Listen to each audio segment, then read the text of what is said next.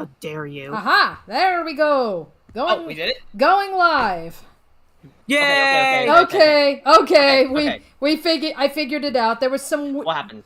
I guess. For one thing, I did have to update OBS, so that was part of it. And then I don't know if this is something new or maybe it was just part of the update or something. But it just was not connected to the Spiffy Neil Geeks account at all. Oh, So- I'm willing to say that has probably to do with the. Well, no, not even the Colonial thing, because Ryan was playing Pokemon Brilliant Diamond. Right, because I know both Brian and Ryan were streaming lately, but Yes. it's not like that's fucking mattered, because usually, Ryan will stream and Brandon may stream every now and again, but I've been able to stream no problem, but nevertheless, we got it figured out. No, not even the Colonial thing. Yay, because we're Ryan smart. Yeah! Okay. We are good showrunners who stream on time. Okay. And, oh! There is a JJ.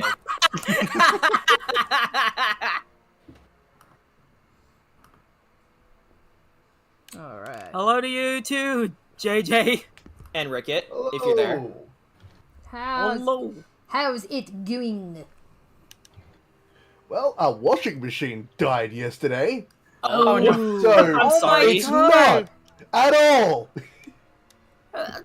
First your modems died, now your washing machine dies? What the fuck is going on with your life? Actually, no. First it was the main TV in the lounge room. Then it was the modems. And Oh my now it is God. the washing machine. What's going on here? Oh, I'm sorry. Well, regardless, we're happy you're here, man. Oh, yes. We're Okay. Alrighty, but in the meantime, since we have some people coming in, hello. Hello! So technically this is our third recap / chill stream for Curse of Strahd. Obviously it has been over a month since we've last come together and played, and I think we are really due in for a recap at this point. Yes, boy. absolutely. So, Well, I guess... Well, before we do the recap, I'll just say, so right now we have got, we've got, previously he was known as Ricky, but now, when we go into the plot, we now know him as JJ, so we have Letter here. Yeah. We have, Brian, who plays Kadrot. We've got Jen, who plays Kira. And we've got our dungeon master. Corey might be coming a little bit later. I know Boonslayer is not joining us tonight, and I don't know if TP will join us or not. Yeah, and if you're wondering who those last two are, Boonslayer is playing Sugash Belmondo, our Kensai monk, and TP is, well, Mimikyu, the cleric. Yeah, that's one of these days we will get everybody in together in one of these things. Yeah, I mean, it's a chill stream, so no worries. No, but still, I'd like to at least have everybody show up, without any issues. But oh well. Speaking of issues, apparently we have a bit of a problem with the exploration music bot. There we go. Okay. Okay, it's working now. Alrighty. So that being said, I know it's been over a month since we last played, but it's been even longer since we had one of these recap sessions. I'm trying to think of Jordan. Yes. Jordan, do you happen to remember where we had left off at that time? No, which is why this is way overdue. I guess. Okay. It could be a good opportunity to explain the story so far. Yes, because probably from beginning to end, I would say. Yes, because I do see we have Adam Goodman in the chat who knows nothing about D&D. Well, I can at least tell you in the context of Curse of Strahd. The Curse of Strahd is a gothic horror story set in the Forgotten Realms of D&D.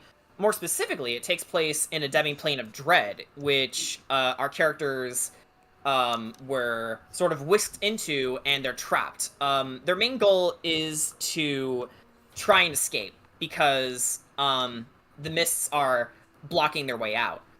But our story doesn't start in Barovia proper, but rather, according to our session 0, which is a preliminary session that we do to prepare for the actual games, and that was off stream. For session 1, Into the Mist, picking up where we left off in session 0, our heroes were contacted by Morwen Daggerford, Duchess of the town of Daggerford and Sword Coast, to investigate a mysterious attack caused by a group of bandits in the woods. And there they fought a werewolf and a Dhampir named Mihai. They fought for a while, and Kedrad actually beheaded the Dhampir Mihai, and Kira blasted away the final bandit with an Eldritch Blast, which was granted to her by her patron Bahamut. But weirdly enough, the two adversaries in that bandit group spoke of them playing right into their master's hands, whatever that means. Victorious, the party recovered the head of the werewolf as proof of their victory upon their return to the castle, as well as information pertaining to where the bandits might have come from. And then the Duchess explains that they may talk to a friend named Aragal of Vistani over dinner. And in the session 1 is basically one giant lead-up session to the actual adventure. So they're not in Barovia yet, but they're like in the process of getting to it. So the party was given a letter by the burgomaster over in Barovia village named Burgomaster Kolyanovich. And it essentially details our land is under the rule of an evil king named Strahd von Zarevich, and we need your help to save us. And that was when they met the Vistani camp. So the rest of Aragal's family.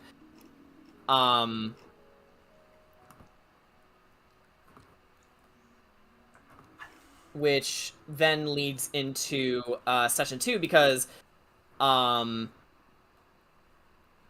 if I can read through the recap here real quick. This is what happens when you have so many notes. Yeah, that's fine. I have it written in red. Literally, it's highlighted in red. That way I see it. Okay. It's like, hey, Jordan, idiot, read this. And I'm like, okay, I whatever you say, me. So after helping Aragal gather supplies for his family, the Vistani, they were informed of Strahd's history with a nomadic group of travelers, and they were quickly ushered inside Madame Ava's hut to have their fortunes read. And as luck would have it, a fellow trainee and an old friend of Sagash's, Esmeralda d'Avenir, she's a monster slayer. She had the first piece of the puzzle on their journey, the Tome of Strahd. Before she and Sugash could finish reading it on the road, however, the party was met with a menacing fog that rolled in, and they were attacked by a pack of wolves.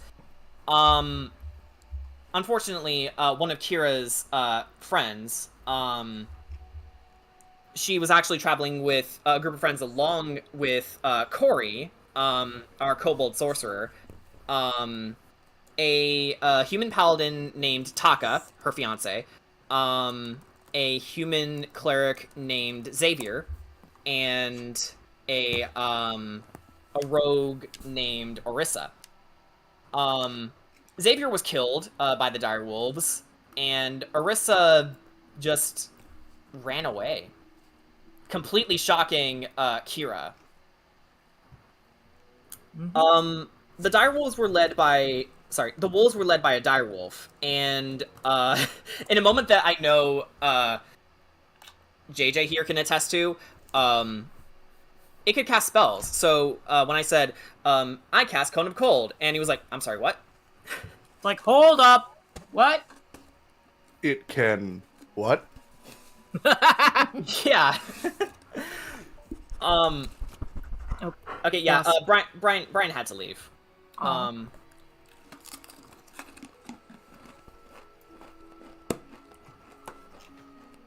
Dang it. Okay. Okay, so Brian did send me a really funny thing to read when we get to that part of the recap, but here we go. So the party was just getting hounded by wolf after wolf until eventually the dire wolf that was leading them teleported away and bit the throat of Taka, leaving him to bleed out to die. And just before the party could help him recover from the wounds, they too were engulfed by the thick white mists, and they reawakened at the west gates of Barovia.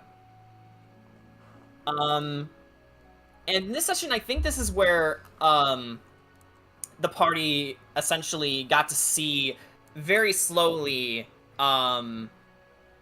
just how bad the situation here was in Barovia, because they were at the gates of the town of Kretsk, which is a small farming community. And they wouldn't let them in because the wine shipments by the Wizard of Wines, the winery just to the south of the town, was experiencing some pretty significant delays, and the burgomaster expected the worst, meaning no wine, no entry. So they had to move on from there. And afterwards, they went over to the town of Vallaki, which is the big central hub of Curse of Strahd. It's easily the biggest city in the module, and there's a lot of side quests attached to it. And they stopped to rest at the Blue Water Inn, and the locals did detail that there was an individual going by the name of Garl the Undying. He was a leader of a band of orcs who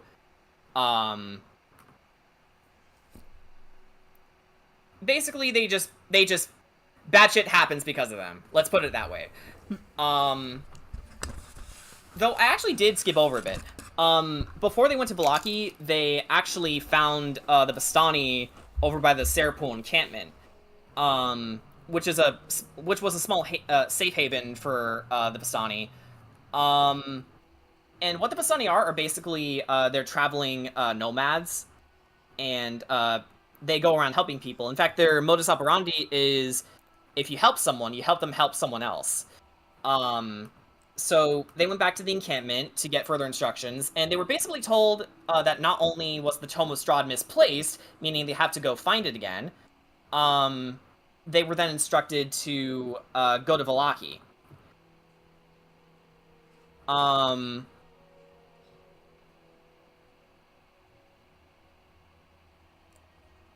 And once they arrived at the Blue Water Inn,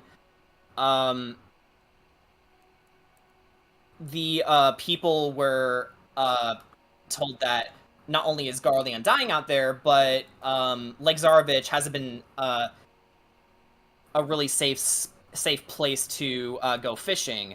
But that hasn't stopped the town fisherman, Bluto Krogorov, the town drunk, from trying. So he came, allegedly, he came in telling everyone that he has the best bait to start catching fish again. And that was when one of the Vistani, a man named Luvash, was storming in, trying to find his daughter. And when it turns out that his daughter went missing around the same time Bluto announced that he had the bait, the party got the basic idea that, okay, so he's going to sacrifice a child to Legzarovich, meaning they had to race over there and after a quick shopping trip anyway, they had to race over there and stop all these sea monsters from attacking her, and also throwing Bluto in jail because fuck Bluto. And they took their pay, and then they went and moved on.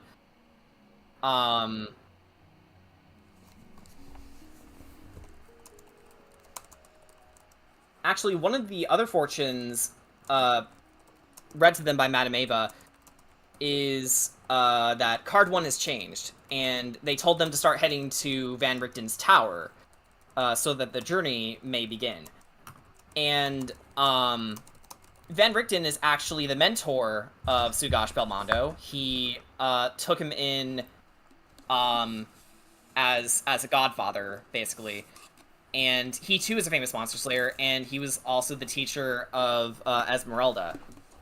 So they went to his tower. They find that it has been ransacked and abandoned.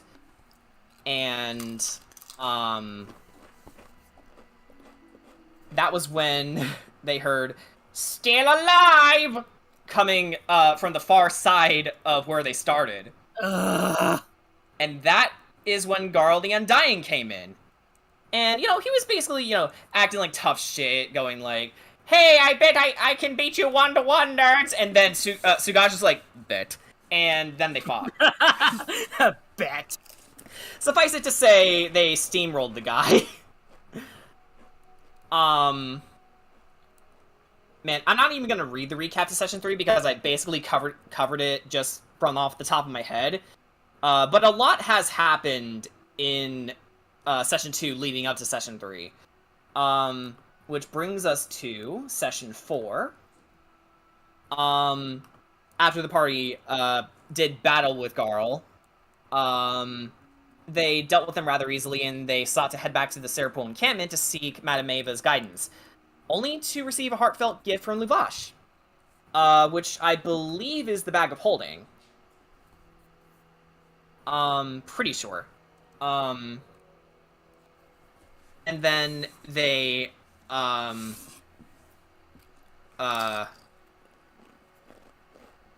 they went over to the Vistani encampment in Vallaki to find a potential ally named Casimir Velikov, who was the leader of the Dusk Elves, who all had their women slaughtered as punishment for fighting against Strahd. With encouragement from Ricketts, Casimir vowed to help the party by any means necessary, and told them to go to Barovia village to see the damage Strahd has done personally. After getting some supplies on the road and meeting some interesting characters, they were given safe passage by one of the Vistani in Barovia, Radka, and after witnessing a horrific sight for things to come at the Iblis River Crossroads, they heard one simple phrase: "Still alive!" Shut up. Yeah, Sugash's exact words, by the way. And then they eventually get into the town of Barovia, and it was there they met several of the townspeople, including one Mad Mary, who lamented over the loss of her young daughter.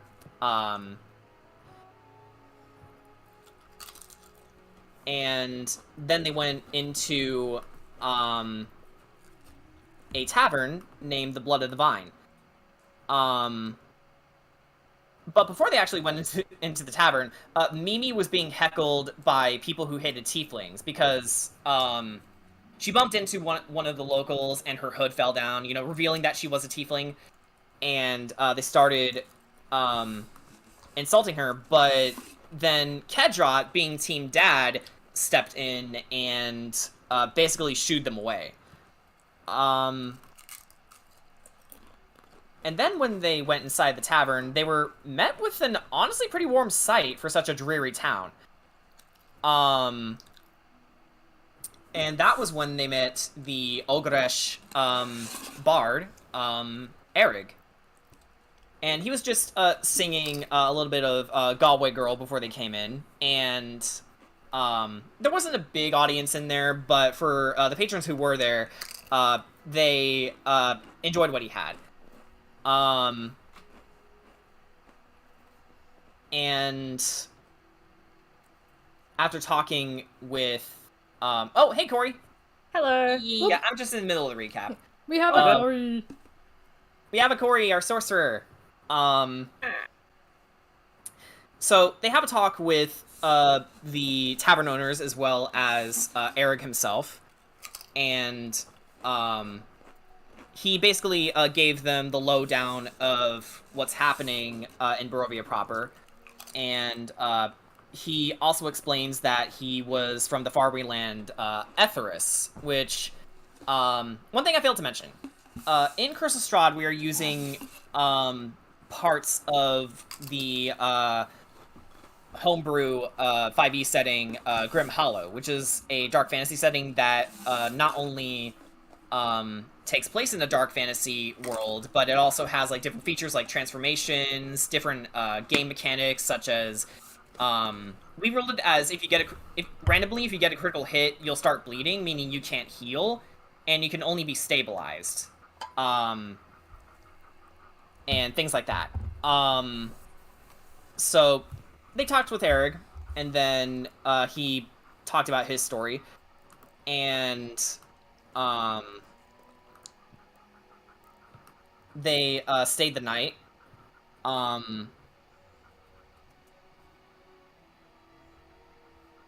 They wake up the next day. Oh, I'm sorry. I'm skipping a bit.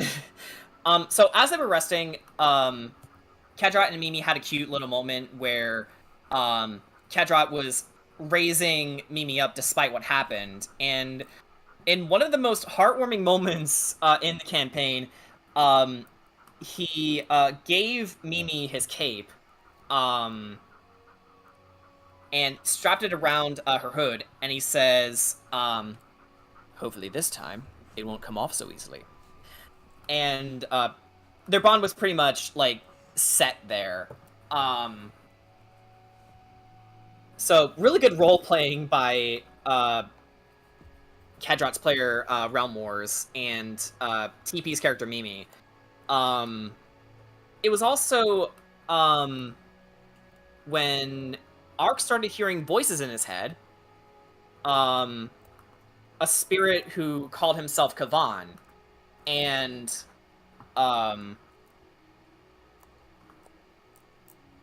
he explains that he's the forefather of his long-lost tribe. And the thing with Ark is that his memories are gone. Like, he doesn't remember who he is exactly, but he knows something happened between him and Strahd, and he's trying to figure it out. So this was a big lead for him. So Kavan told him, go to the Wizard of Wines to begin your quest. And he also tells him, let the heat of your blood warm your body and guide your talons. So then they wake up the next day after witnessing Rickett basically falling down to the ground inexplicably. And they believed it had something to do with the spirits that were roaming up to Castle Ravenloft that was hovering over Barovia at the time. Sort of like a dark shadow looming over it. They go in. They go downstairs, and then they see a man named what the townspeople called Ismark the Lesser. He is actually the son of the Burgomaster Kolyanovich, who was, you know, addressed in the letter that got them to Barovia in the first place. And he's basically asking for people to help him and his sister go over to the town of Kresk, since that is considered to be the last safe haven in Barovia. And he basically contracted the party for the job, and they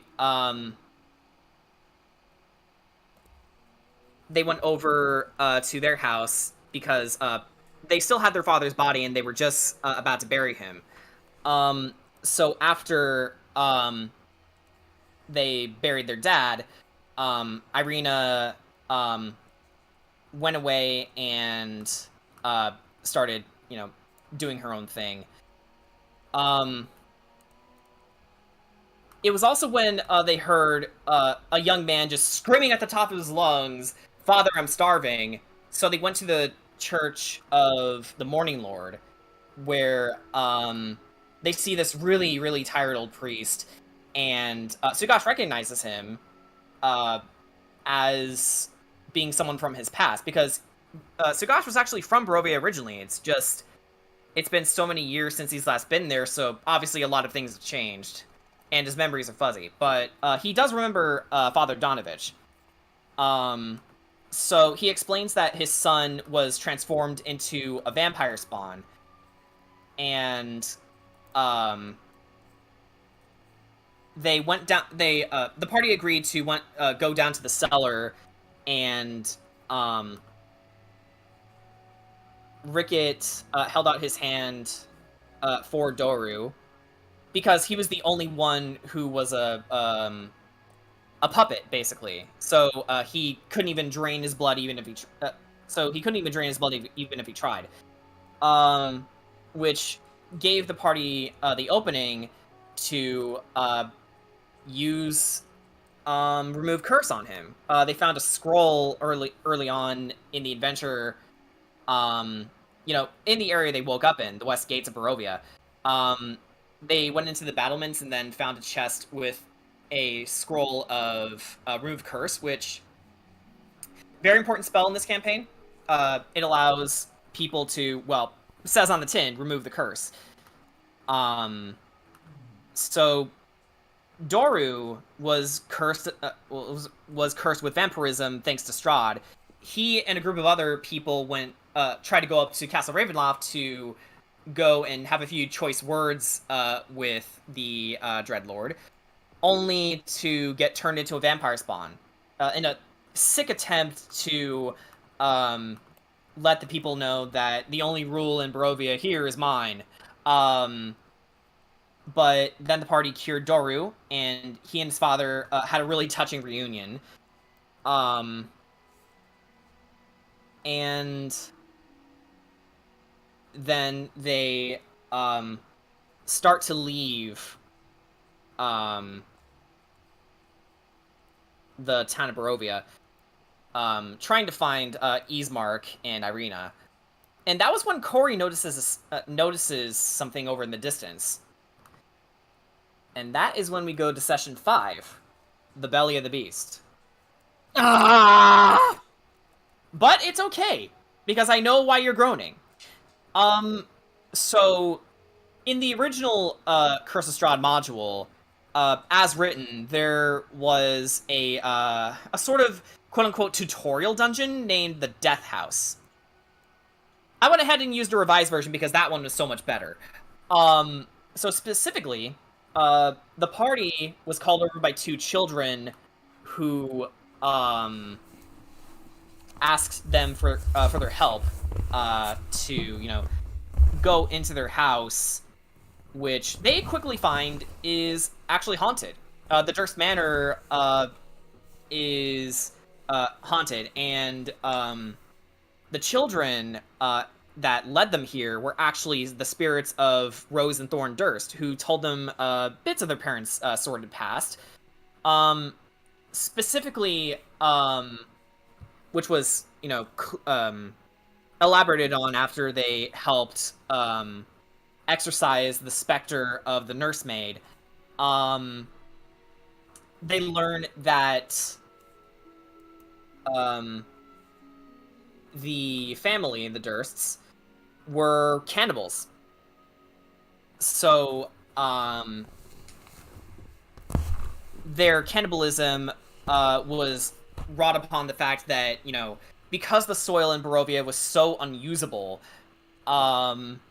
they had to resort to cannibalism to create some sort of fortune, and they, led by the matriarch of the family, Elizabeth Durst, they talked about how they conducted cannibalisms in favor of Strahd. But then her husband and the nursemaid had an affair and had a baby. But sacrificing the baby, Elizabeth cursed her family to a really screwed up fate. So she was turned into a gibbering mouther, which is a horrifying monster in D&D. It is just like a mass of flesh and tendrils, and it goes and devours anything in sight while also gibbering nonsense, hence the name. So they go down into the crypt of Durst Manor to lay the souls of the children to rest, and then they did battle with Elizabeth Durst along with living piles of muscleless, boneless flesh, and they got through the scuffle and defeated Elizabeth, and that was when the whole place started to crumble down. And that was when, well, unfortunately, Rickett called dibs on Durst Manor, but then the Rickett Manor kind of They stole my fucking house. they stole his house, and then they destroyed it before he could even claim the deed for himself. They did have the deed, but because of the weird nature of the manor, as they left, they also found a mutant dog in there. They all crumbled to dust, basically. But it did give them hints as to what will happen later in the story, because they had like visions and bits and pieces of a windmill of some sorts. But we'll get to that later. That fucking windmill. And that is when Strahd von Zarevich makes his entrance. Fucking vampires, man. They won't leave me alone. Well, in fairness, that was the start of it. And basically the party was getting steamrolled by Strahd. So it was like don't worry, it wasn't like anything they had to roll for. It was like a cinematic cutscene battle. So the party did what they did, but they were, it was to show that Strahd is a scary man, and he has some scary things planned. Specifically for Kira for some reason, because he went and had a taste of her blood, and he found it warming, comforting, and effervescent. Oh my god, Jordan! You're never gonna let that down, are you? No, because it's funny. Like Oh my God. you were obsessed with that word for a while after Strahd said that. I was like, that's a word. I was like, oh, okay, I need to find out what this word means. I'm like, oh my god. Yeah. But in a moment of badassery, not only did Rickett, with his infinite sass, refuse to be afraid, even though that Strahd forced his ethereal his ability to go into the ethereal plane, to see that the mists surrounding Barovia isn't mist at all, but rather a wall of spirits. And Let's not forget that he's able to choke a wooden doll. And experience pain, which is, like, bizarre. And then, Sugash, in a baller moment, was about to recount, what he did to a certain someone in Strahd's past, but Strahd stayed his hand because he knew what he was trying to do, too. They were trying to goad each other into attacking one another, but Strahd came really close to killing Sugash there. Because Sugash restrained himself at the very end. And he went and killed Kedrot. He stabbed him with his sword. But, when he was just inches of defeating them, something flashed before Kira and was enough to send Strahd running from the party, basically. So they all woke up, like, beaten, battered, and then they see a bud emanating from where Kedrot once stood. And that was when Garl came back. Still alive! Exactly.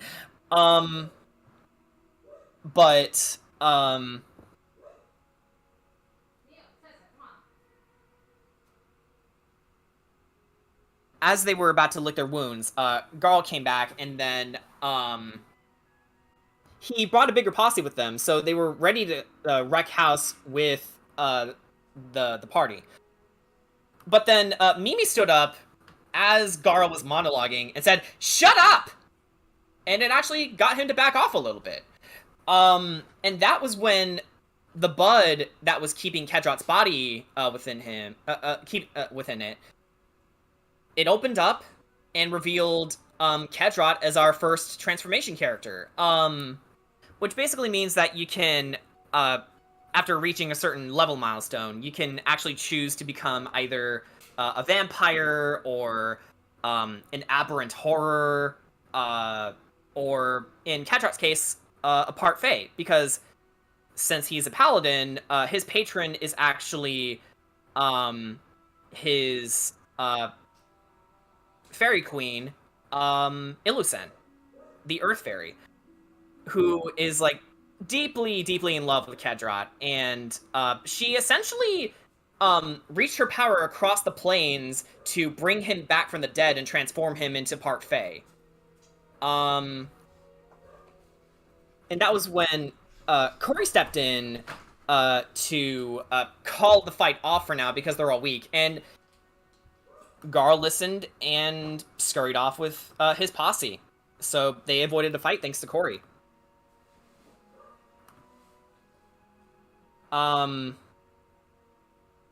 So they went back to Barovia Village with their lives and a fully revived and transformed Kedrot. And they agreed to follow up on Ismark and Irina's request to be their bodyguards until they get to Kretsk. They ran into various oddities. Chief among them, Rickett falling unconscious in the tavern. Okay, so I was like thinking ahead, I'm sorry. An army of ghosts marching towards Castle Ravenloft, and an old woman selling pastries the next morning. So on their way to rendezvous with Ismark and Irina, at an old boatyard, they found some pretty cool weapons and sigils left behind by the Knights of Argon Vostholt, as well as the four monolithic pillars they saw earlier as they were making their way to the town of Barovia. So they decided to actually go to the pillars, and Sugash updates the party on what he managed to read from the Tome of Strahd in, to put it lightly, layman's terms. Strahd's a big simp, and he's horny and wants to bring his lady Tatiana back. Yeah. So everyone decided to try and gain more allies on their side on the way to Kretsk, but not before turning their attention to the old mill. Having been warned by Eric in a letter, Rickett was sent to investigate the premises, and he found the proprietors of the mill were nothing but bone-grinding night hags. And, he kind of went overboard as he tried to slit the hag's throat. That was his first knee-jerk reaction, not to mention there was... Look, usually it works. Can you blame me for trying? Yes. No, you cannot. And as the party fought the butchers upstairs and downstairs, they stopped just in time to see the old woman they met in Barovia with a child that she stole away. And at that point, there were actually two hags inside the mill. The third one basically means that, in the context of gameplay, there are what's known as hag covens. If three hags are brought together, not only does their challenge rating increase, they also get to share spells with each other, meaning this could have been a very dangerous fight, if not for the fact that in the very next session,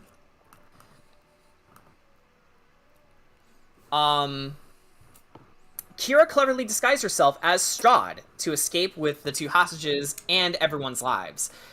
Out of danger, they made their way back to the town of Vallaki to witness the Burgomaster's rally, which they respectfully sabotaged with the help of his political rival, Lady Fiona Wachter. They were also finally named the Terror Court, so no longer are they known as the party, they're known as the Terror Court. So Fiona offered to help shut down the Night Hags' business in return for their support in her campaign, which they take. And then as night fell, Cori, Sugash, and Kira dreamed vividly. Cori dreamt about the day she led Virtus Lenora, her and Kira's kingdom, which Kira is the princess of. Sugash was visited by the spirit of his father's, Simon Belmondo. But only Kira was visited by Strahd, who told her a rather confusing plan with her in the center. And then the next morning, the party endeavored to visit the Vistani at their encampment. But instead, they found Rahadin sitting by the campfire with Stanimir's family. And that was when shit got real, to put it one way. So session 9.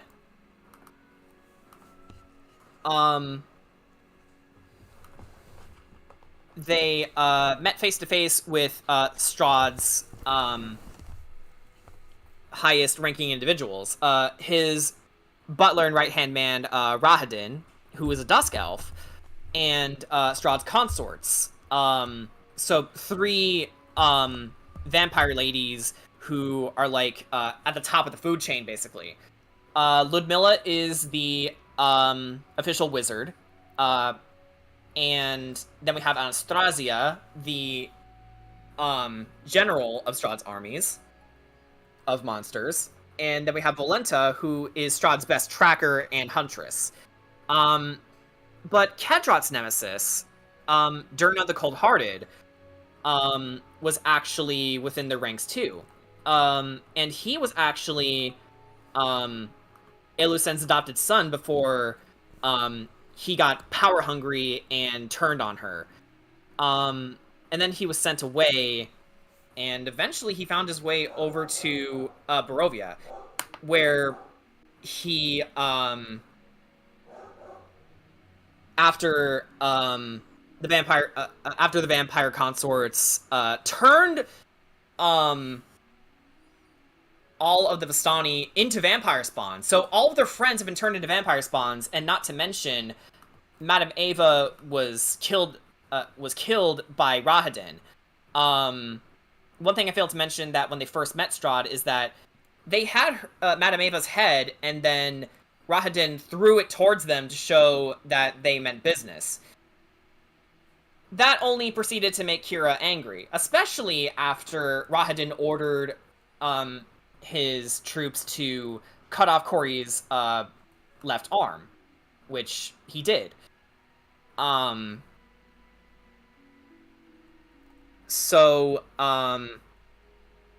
most of them, save for Garl, his orcs, and Durna the Cold-Hearted, as well as some vampire spawns, were left to take care of everyone. And Irina fell in battle, and Ismark was forced to retreat with Erig to help patch her up. Our first guest player, my brother Alec, as the College of Adventurers bard Aster, came in and helped them deal with everyone. Durna fled the battle because he couldn't land a single hit on anyone. He even had the fabled Void Blades from Kedrot's homeland, Neopia. Yes, that Neopia. And he couldn't land a single blow on anyone. So he left and actually cured Garl of his curse that allowed him, to be undying in the first place, and restored his sanity. And then after he was killed, he left behind a flame tongue dagger, which Erig gave to the now fully revealed Ricky. He was never a puppet. He was actually a ghost child. Good evening. Yes. He was actually a ghost child who was possessing the body of the puppet he was impersonating. Which opens up another whole can of worms, as Ricky was actually a child who was kidnapped by some fae back in Etheris. And then when he found the Veshelkind who was impersonating him, essentially acting as a library's assistant, he went and killed the Veshelkind, and then he himself was killed by a displacer beast, leaving all these scars on his body. And then that all took place during a cataclysm that essentially caused everyone to become disembodied, meaning they shift in between the material plane and the ethereal plane, basically where all the ghosts live. And he has been like this for 300 years. So, with all that out of the way, they finally resolved to make their way over to the Wizard Wines just so they can get Ismark and Irina into Kretsk, but not for Sanctuary, but rather to gather allies, since Ismark's goals have completely did a 180 from just protecting themselves to taking the fight to Strahd because, oh no, now this is personal. But then they discovered that the Wizard of Wines had its own problems. They discovered that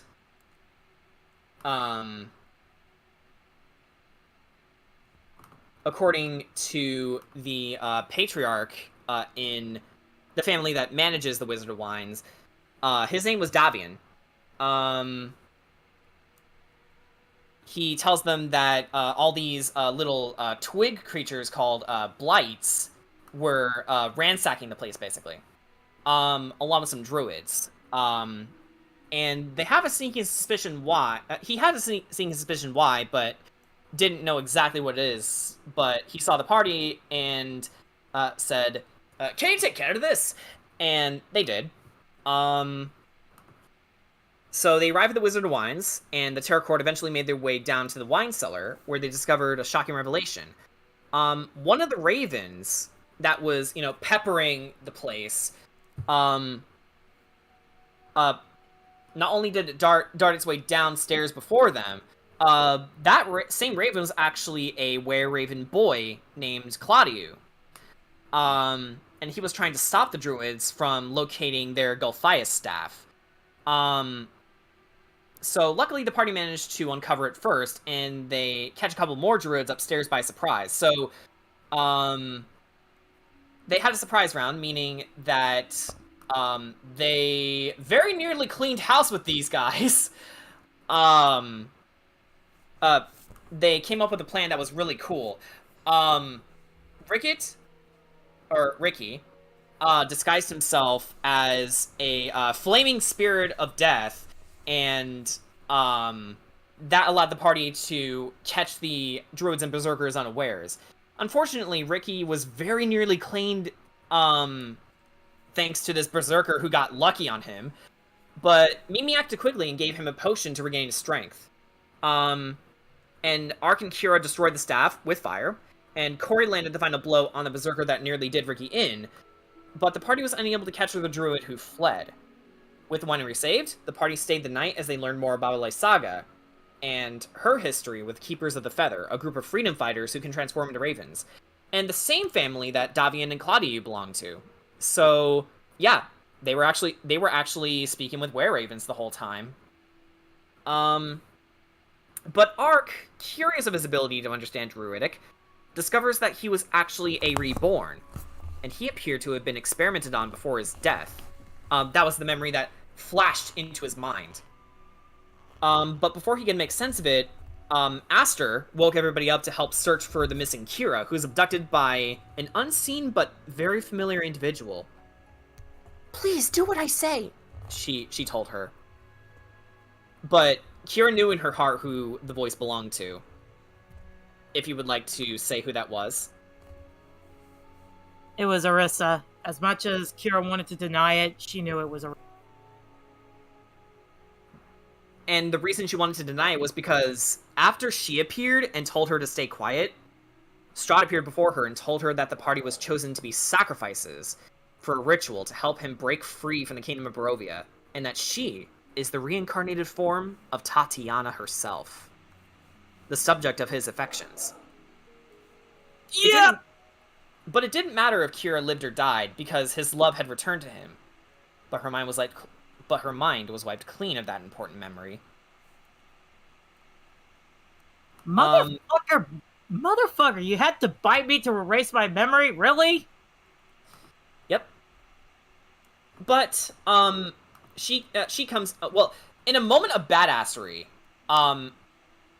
Aster went up and stood up before Strahd, despite, the odds stacked against him. And, the thing with Strahd is that he likes to keep the party guessing. He started talking like this, you see, with the stereotypical vampire accent. But as he talked to Kira, he revealed his true nature, and that the whole thing was just a ploy to keep them guessing from his real machinations. And Aster stood up to him and pointed a sword at him, and Strahd just laughed in his face and let him go. And one thing I did fail to mention too, after the Battle with Strahd, that flash of light, the very first Battle with Strahd, that flash of light that came from Kira, it was actually her spirit animal, Copper. He took the form of a German Shepherd, basically. And in that moment when everyone found her, Copper started talking, and he introduced himself as the brother of Strahd, Sergei von Zarevich, who thankfully is a way better person than his brother is. Which brings us to the next session, where the Terror Court finally arrived in the town of Kretsk. They were helping deliver the wine since they recovered one of the first seeds prior to going to it.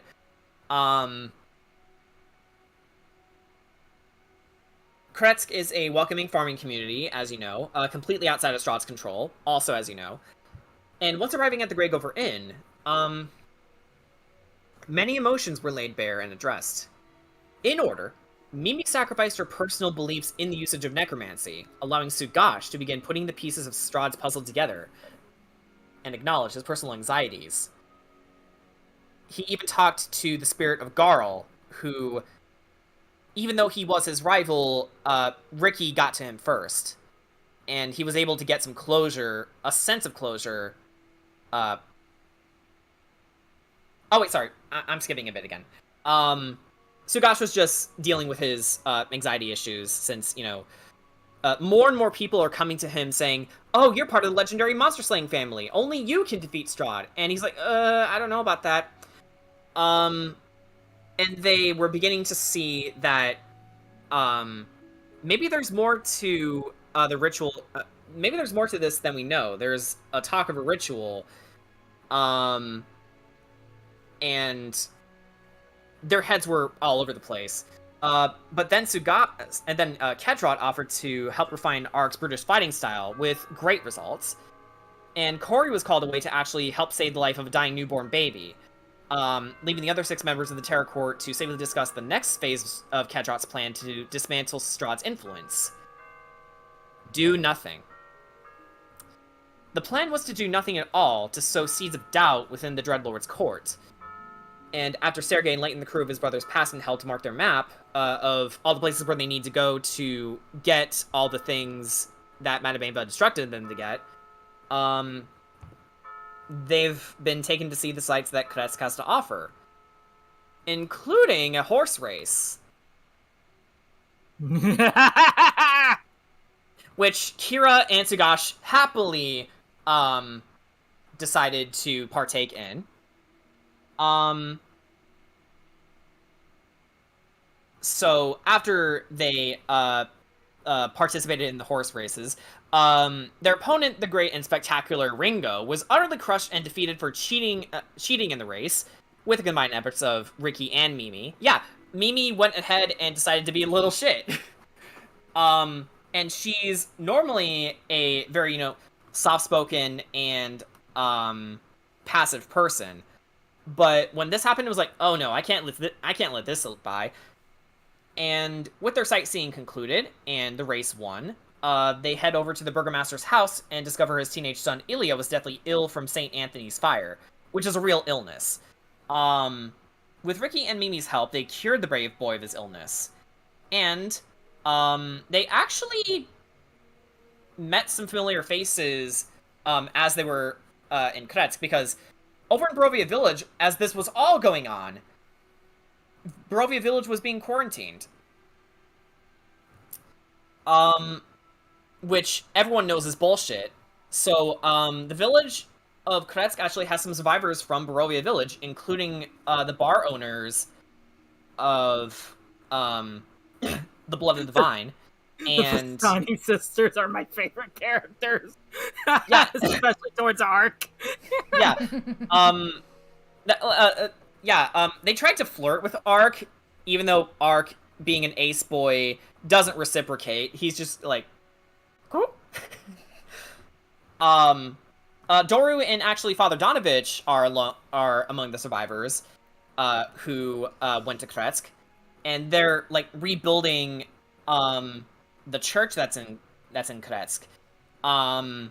It was also where they met a carpenter named Hans, who probably is my favorite character right now.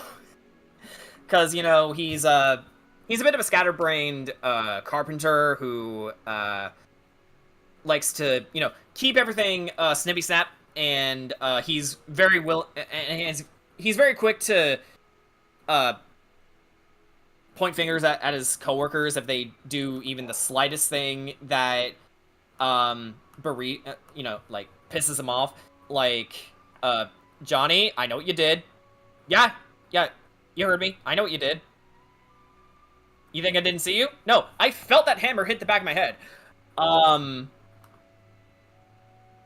So, Kretsk was a nice break from everything that's happening. But if you think this was gonna be an easy trip over to Vallaki now that they have a plan, no, they get arrested on the spot, save Corey and Sergei.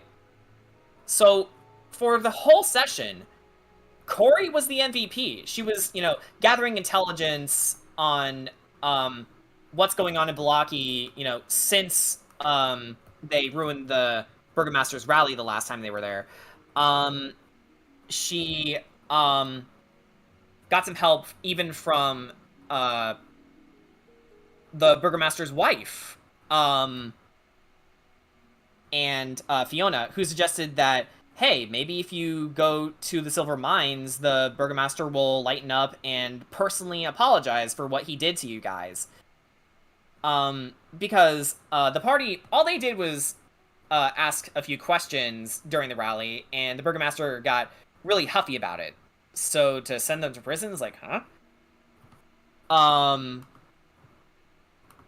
So eventually they were released on the condition they helped clear out the Silver Mines, which was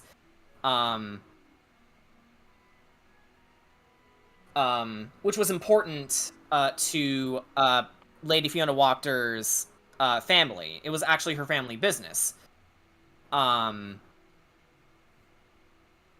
So, as Corey gathered intelligence from her allies and had a diplomatic conversation with the Burgomaster, Kira had a dream where she met her previous incarnation, Tatiana Fey. And after agreeing to liberate Lady Fiona Walker's family mines in Mount Baratok, the rest of the party was released. And following his memories, Sugash led his companions through the abandoned and ransacked mine, and discovered that it was actually infested by demons. Preparing for the worst, they went to the smithy to silver their available weapons. But the worst was yet to come. Kedrot has been abducted by the consorts of Strahd, and the Terror Court was once again separated. And something a little weird has been going on with Ricky. Like, he's been getting really quiet and very closed in on himself, not talking to anyone, simply because when he suggested, after he found out what's been going on with the Burgomaster's wife, with her being abused by him, he suggested a possible assassination attempt, which Sergei vehemently said, no, that's a bad idea. And Ricky seemed to have taken that personally. Which goes into the next session, which is actually in my Google Notes.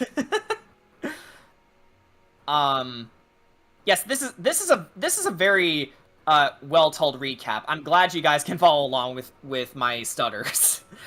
Okay, where are you? There you are. Okay, session 14. So the Terror Court, faced with the reality that Kedra was kidnapped by Strahd, and, as this is going on, they had to do battle with an old friend. Stanimir the Bastani turned into a vampire spawn. With the help of Isaac, they managed to hold him down long enough to allow Mimi to remove his curse, returning him to his human form. Unfortunately, the last thing he remembers was when Cori had her arm removed, and the sight of his son Aragal burning to ashes, thanks to Ludmilla. With newcomer Axe's bone in tow, the court mobilizes towards the Silver Mines to clear out the waves of demons coming from the mountain. However, their sole summoner, an Eagle of Shadow, an enemy of the Keeper of the Feather, disappeared after asking them about the leaders of Valaki. So, pretty weird. Leaving them to do battle with the Chain Devil and his Cackler minions, the party is left with more questions than answers. And the Burgomaster is planning to throw a party tomorrow night. And the Tome of Strahd is in his possession. Time for a heist. But if you think it was just going to be a simple heist mission, no, we got some baggage to deal with. Emotional baggage at that.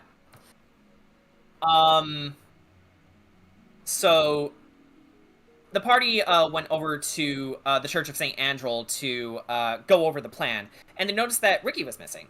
So Eric offered to go in the party's place while they got everything ready. You know, getting the right clothing for those attending the party, updating the guest list, you know, making forgeries of them. So Eric went over to a set of ruins just outside the town of Valaki, where Ricky was found by himself alone. And Eric had a heartfelt talk with him, saying that, you know, I lost my boyfriend Gilithan, and for the longest time I blamed so much for his death, but then I learned that wasn't the right way to live, and I don't want that for you. Which is the short and sweet version of it. And Ricky seemed to have felt a little better by his words of encouragement. But then something snapped in his head. So Ricky came back to the church, but he wasn't exactly himself. And the party basically had to fight their friend who, in their perspective, was just decided to snap and go werewolf on them. And Sugash actually fell to his flame tongue attack. But being a half-orc, he managed to shrug that off just fine on 1 HP. It took until Kira went over to Ricky saying, hey, you need to calm down. And that was when another can of worms opens up. So Ricky, all identities. The Ghost Boy's true name, his birth name, was James Jackson, or JJ as his friends used to call him. The moment he died, he essentially wished that he had an older brother to help protect him as he was being mauled to death by the Displacer Beast, which created an alternate personality named Ricket. And the two have been, you know, traveling from dimension to dimension for over 300 years, And for a while, Rickett was the primary personality, you know, fighting anyone who he thinks has the slightest capacity of wanting to hurt his little brother, JJ. But it was when he met someone with golden eyes that caused JJ to return to the surface. And with everything that's been going on in Barovia, since he arrived, essentially, the stress just kept piling on, and because he didn't talk to anyone about it, harshly pointed out by Sergei himself, he self-destructed, and then Rickett came back to the surface. But after a much-needed therapy session, and after everyone, told, JJ that they still love him despite all this, and for keeping everything, to himself, they agreed to be a lot more transparent with each other from here on out. So, come night, the party, the Terror Court went to the party held by the Burgomaster, and the Burgomaster is a terrible host, okay? He, like, says lame jokes, and, is very, like, trying to give off the impression that, oh, he's a gracious host, even though that we know what he did to the Terror Court, and he's not exactly happy, you know, to see them succeed on their mission, to go to the Silver Mines. And, they, all had a really well thought out plan. So, while I believe, Sugash, Corey, and Kira were, attending the party proper, Mimi, JJ, Ark, and Axis were on the outside. So they all, went and created an opening for Axis to get to, the attic where the Tome of Strahd was being kept. And while he was getting the tome retrieved, Axis noticed something about, a weird door with a magical sigil on it. And, Fiona Wachter actually brought her, daughter, Stella Wachter, to the party, who claimed that, hey, my friend, the Burgomaster's son, the Baronet Victor Vlakovich, has been, he hasn't really come out, for a long time, so the next time you see him, will you tell me how he is? So, while this was all going on, the party on the inside of the mansion, created this big distraction. Like,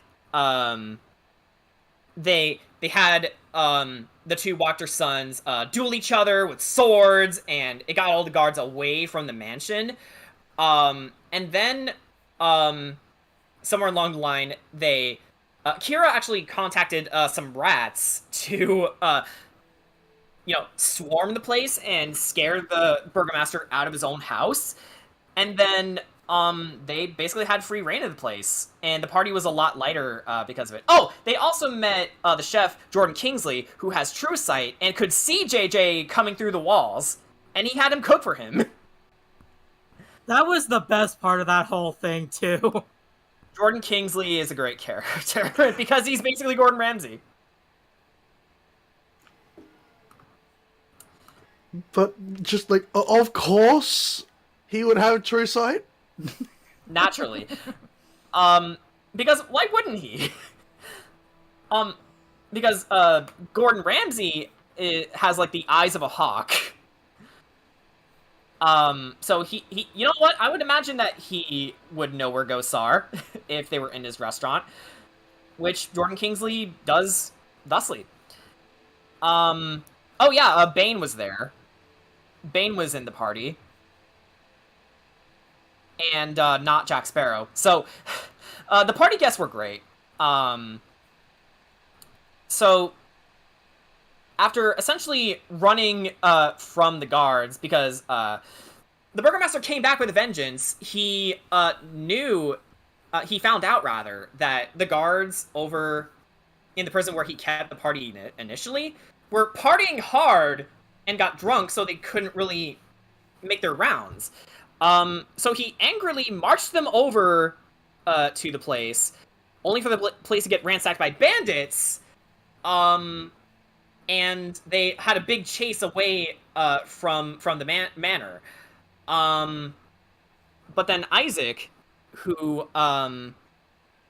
is normally this dutiful and honor-bound bodyguard for the burgomaster, turned on him because, you know, Irina, the sister of Ismark, is actually his long-lost sister, who he had run away, who he asked to escape to, you know, live her life because his family was being attacked by wolves, and he lost his arm and had to replace it with a demonic one.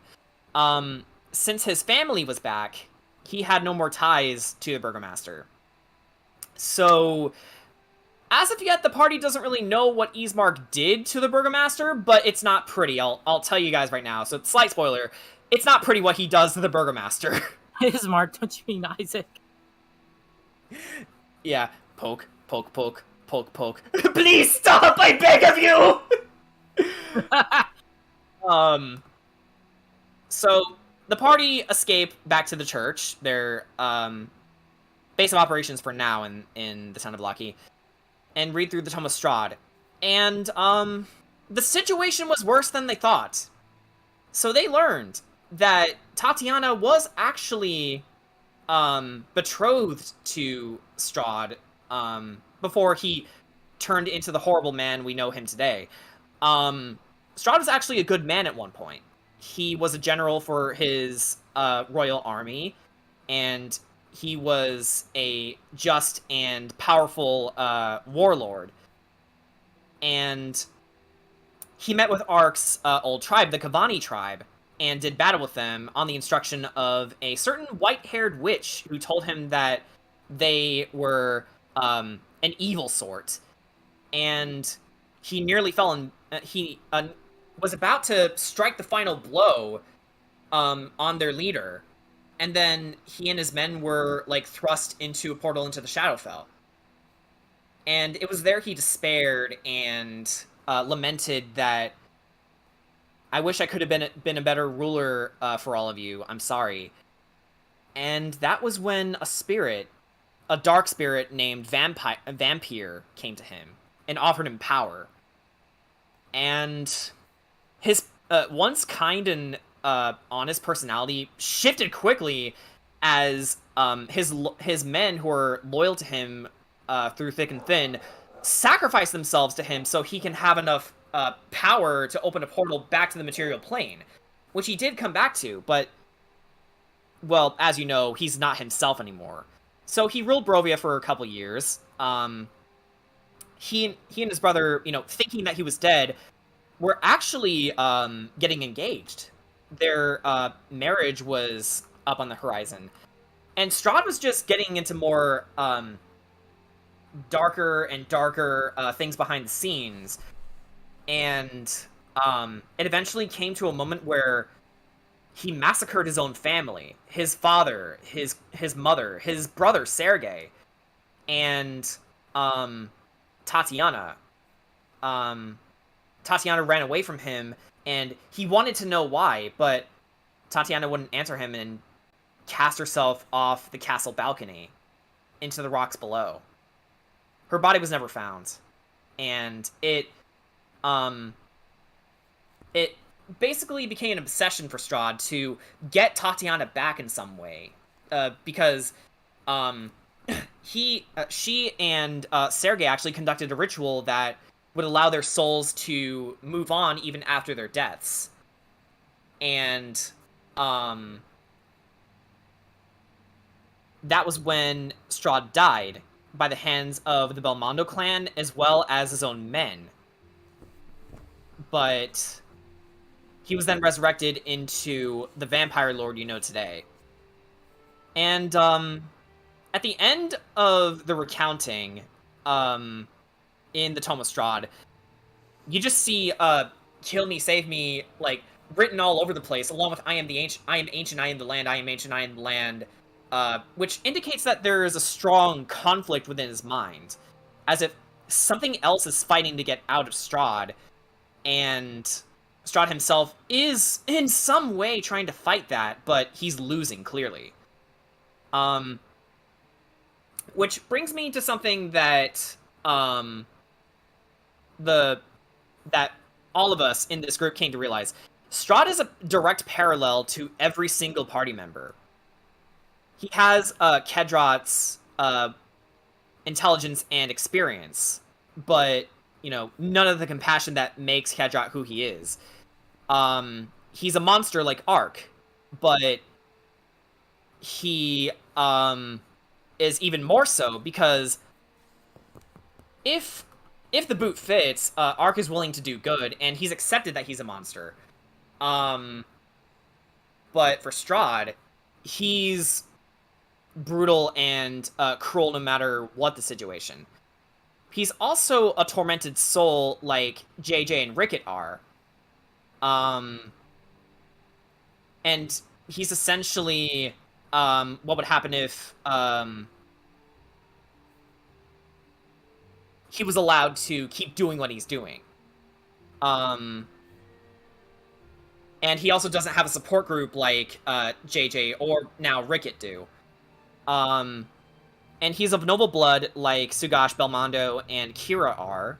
You know, Sugash being part of this monster hunting family, and Kira, you know, being the princess of Virtus Lenora. And he actually has a one-up on Corey, as in, he wasn't only a soldier in his military force, he was the general. Like Mimi, he has a lot of secrets to hide. And that was when reality started to come crashing back to Kira, because she now has the full memory of the night that happened when Orisa, you know, whisked her away from the party in the Wizard of Wines and had Aster come save her. And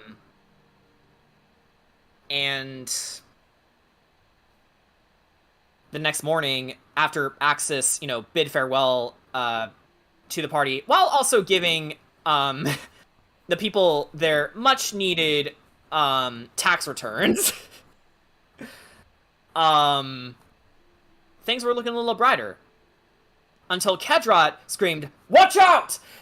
as Erig, bloodied and battered, came tumbling out of the sky. And he dies in the party's arms while holding JJ's hand. And then inexplicably turned into a zombie, which JJ had to stop him for. He had to kill his once father figure.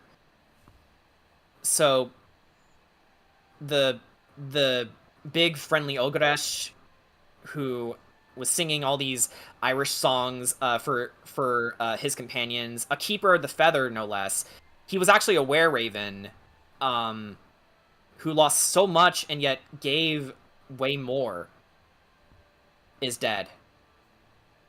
And the druid who came cackling at them, talking about, "He is coming, Winter Splinter," knows why. And that is where Session 15 will pick up off of. Boy! So, sorry about that long recap, but I think that was needed after such a long time away. Yeah, absolutely. That's why I was just sort of quietly listening. It's like Winter Splinter's coming. Oh, did I hear something about burning things?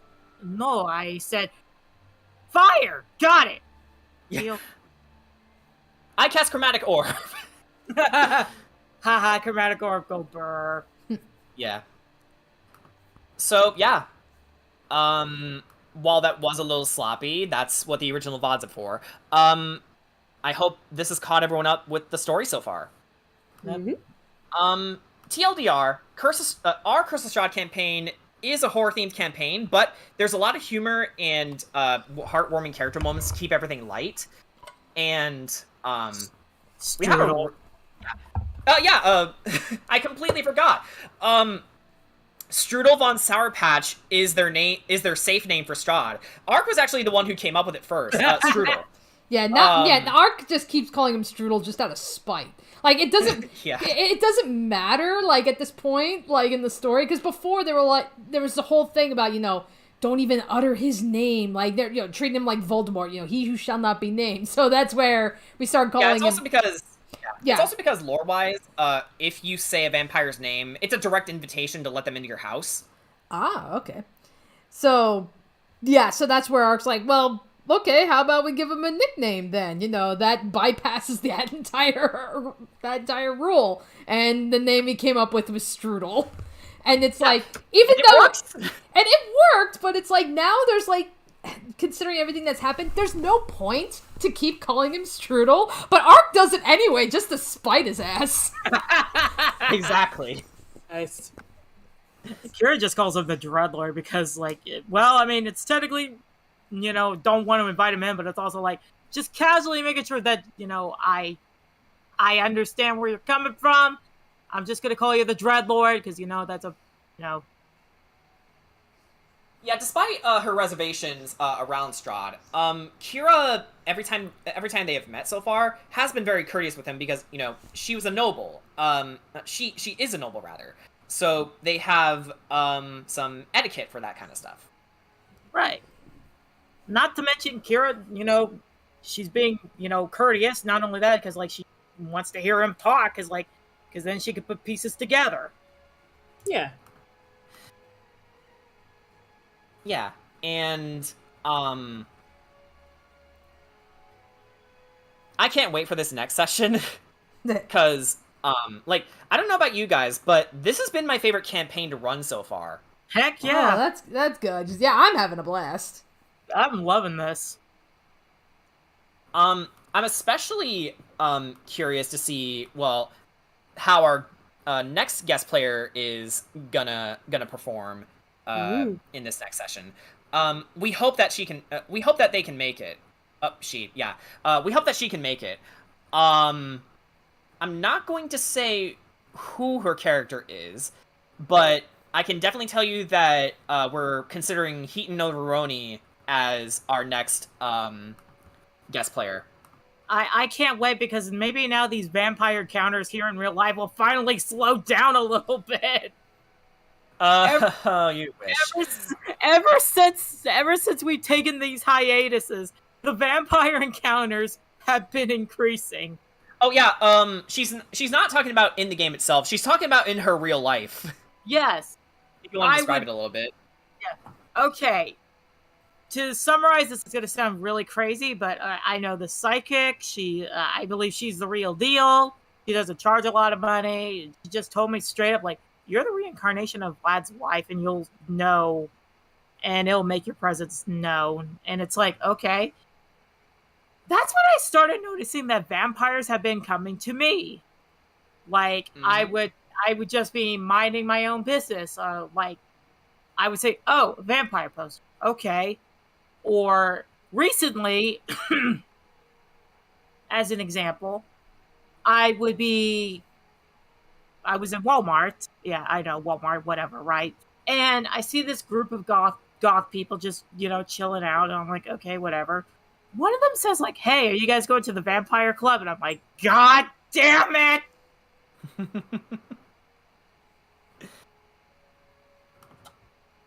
It's like, so... why? Yeah, Curse of Strahd, in a weird, bizarre way, has been keeping Jen safe from vampires. It's like, I like to think that freaking Strahd is like, Kira, the only one that's gonna bite you is me. Yeah. Yes. Yes. Shut up! Corey, don't encourage it! Listen, I already got the theory that he's already bitten Kira twice now. That he's addicted to her blood. Yeah. So, yeah, now that we got the preamble out of the way, for those of you who aren't familiar with Dungeons & Dragons as a whole, not just Curse of Strahd, but Dungeons & Dragons as a whole, I guess, since you can always come back to this VOD later, for those of you who aren't here now, what the fuck is D&D? Well, essentially, Dungeons & Dragons is a tabletop role-playing game where you guys create a story together, role-playing as heroes. Or villains, depending on the campaign runner. But, Imagine playing villains, though. yeah, like, I love it. I love villains. one analogy that I have always used as a go-to example is in Dungeons and Dragons, you play make-believe. So imagine your best friend is playing ball with you, and they are getting ready to throw the ball, patting it in the mitt, and then they throw the ball towards you. What do you do next? It's funny because when I started playing Dungeons and Dragons with this group a couple of years ago now, it was funny because I was telling my parents, I've started playing Dungeons and Dragons. Of course, they don't know shit about Dungeons and Dragons. They didn't have friends that grew up with the hobby back when it first came out or anything. And literally all they knew was, apparently, it was the whole satanic panic thing, where it's like, oh my god, if you play this thing, you're like summoning demons and shit. And they were like, okay, no, this has gotta be bullshit. But still, they had no idea what it was. So I was trying to explain to them what it was. They watched, I think maybe a couple of minutes of, Critical Role, and, just seeing, talking moments, or they'll, I'll be watching an episode, and, my dad will come in to ask me a question, and he sees I'm watching, and they're in the middle of combat. So I'm trying to explain to my dad how this game works and stuff, and Mom and Dad are like, wait, this is it? This is what everyone was freaking out about? I'm like, yeah, we're playing Lord of the Rings. We're not summoning demons. Mm-hmm. So it's to me, that's the best way that's how I explain it to people who've never played Dungeons and Dragons and only know it by all the negative stereotypes. It's just, you're playing Lord of the Rings. Literally. Yeah, basically. Well, funny thing, the summoning demons thing actually would be a fun evil one-shot where your goal is to summon a demon. But that's neither here nor there. Way back, he actually just had first edition books and stuff with him because he wanted to play, and then he sort of read the books. He's like, "Yeah, this is maths. I'm not doing that." Yeah. So, if you guys have ever played a role-playing game, so think Pokemon, Xenoblade Chronicles, Elder Scrolls, then this game is essentially the granddaddy of all those games. Yeah. You know what's funny? What? You know what's funny? Somebody actually told me that freaking playing D&D was wrong, and it's you do realize that D&D took inspirations from the Bible to make some of the games, so you're literally battling demons as well. Yeah, and from my own research, they actually did something that was close to my heart. Many of the monsters are from Celtic mythology. Mm. Many of them are. And it was when, since I am writing my own story based in the Celtic setting, Phantom of the Forest, dark fantasy, it was when I realized, I've been taking a lot of cues from D&D because not only do I love the hobby, but it also has a lot going for my people's mythology. While many of it has been lost, what we do have is worth exploring. But that's neither here nor there. I don't want to make this about me. I want to make this about everyone. Which, as my job as the dungeon master, I am essentially the party's referee. So I tell them what happens or what will happen, depending whether or not they ask me, hey, what can I see in this cave? Is it dark? I cast fireball. Yeah, and then I can say either roll a perception check, or or you look through your item bag and then find that you have a torch, or you cast fireball. It creates some light and indicates some sort of direction you need to go in the cave next. So I don't know everything. I am not perfect. In fact, spell casting is my weak spot, which thankfully is why we're fortunate to have Boonslayer as a player because he, along with Letter and Dana here, are the magic guys. Hello. I like you avoiding pronouncing my username. Well, because I'm not used to talking about you guys in your names, but yeah. So I'm not perfect at the job, but I like to think that I'm getting better at all other sorts of areas, like balancing combat and, giving them plenty of role-playing opportunities, making sure everyone gets a spot in the sun, which with 7 players is really difficult to do, even more so with 8, but I like to think it worked out in the end. Mm-hmm. I mean, that's like, just take like this whole story that we just did with everything in Vallaki, with us getting arrested, and then, Kedrak got kidnapped, so we got access, and then we pulled a heist. Like, everything that all happened in Vallaki. Granted, yes, we all had parts to play, especially in the heist, but as far as, like, narrative goes, I mean, yes, there were some characters that definitely, deserved more of the spotlight. Like, Corey, absolutely. She fucking carried... She practically carried an entire session by herself. So, Corey was, like, fucking legend in that session, Hey, yes. Hey, guys. Yeah. Yeah. Corey saves the house. Oh my god! Okay. That is the best. That is the best. Yeah. Also, forget all the Curse of Strahd jokes. That is the best. Literally, Corey was the freaking heroine in that entire session. Yeah, so... actually, a theme... Sorry, go ahead. Okay, yeah, so... Corey was practically carrying an entire session by herself. We were all... Jordan was also incorporating, like, some...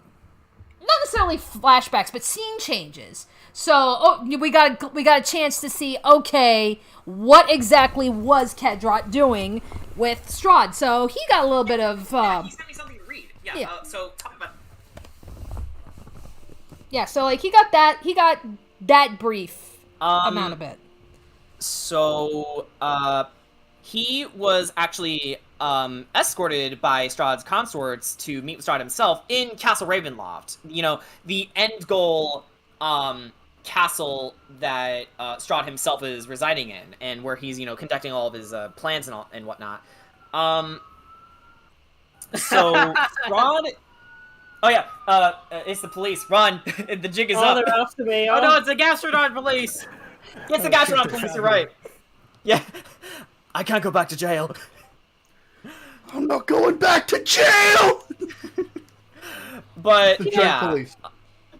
So, Strahd essentially had a talk with Kedrak. As himself. He's not, performing any theatrics. He was talking to him as himself. And played a game with liar's dice with him. This is what Brian wrote down. Everyone within the room is surprised by the revelation that the once goody two-shoes paladin was capable of bluffing in a game about lying. So Durner shows up being butthurt about Kedrak's ability to progress the plot and almost have a 1v1 in front of Stick Bean Stiltskin. But he isn't a fan of blood on the floor, and neither is Rodan. He's a butler, but not a janitor. So he allows for Kedrak to leave so long as he stops ignoring his phone calls. Kedrak agrees, like a liar, but name-drops Sergei before taking his leave. Now Stud Mon Serpentine gets Vietnam flashbacks to the very clearly superior alpha male and triggers his hidden level in barbarian.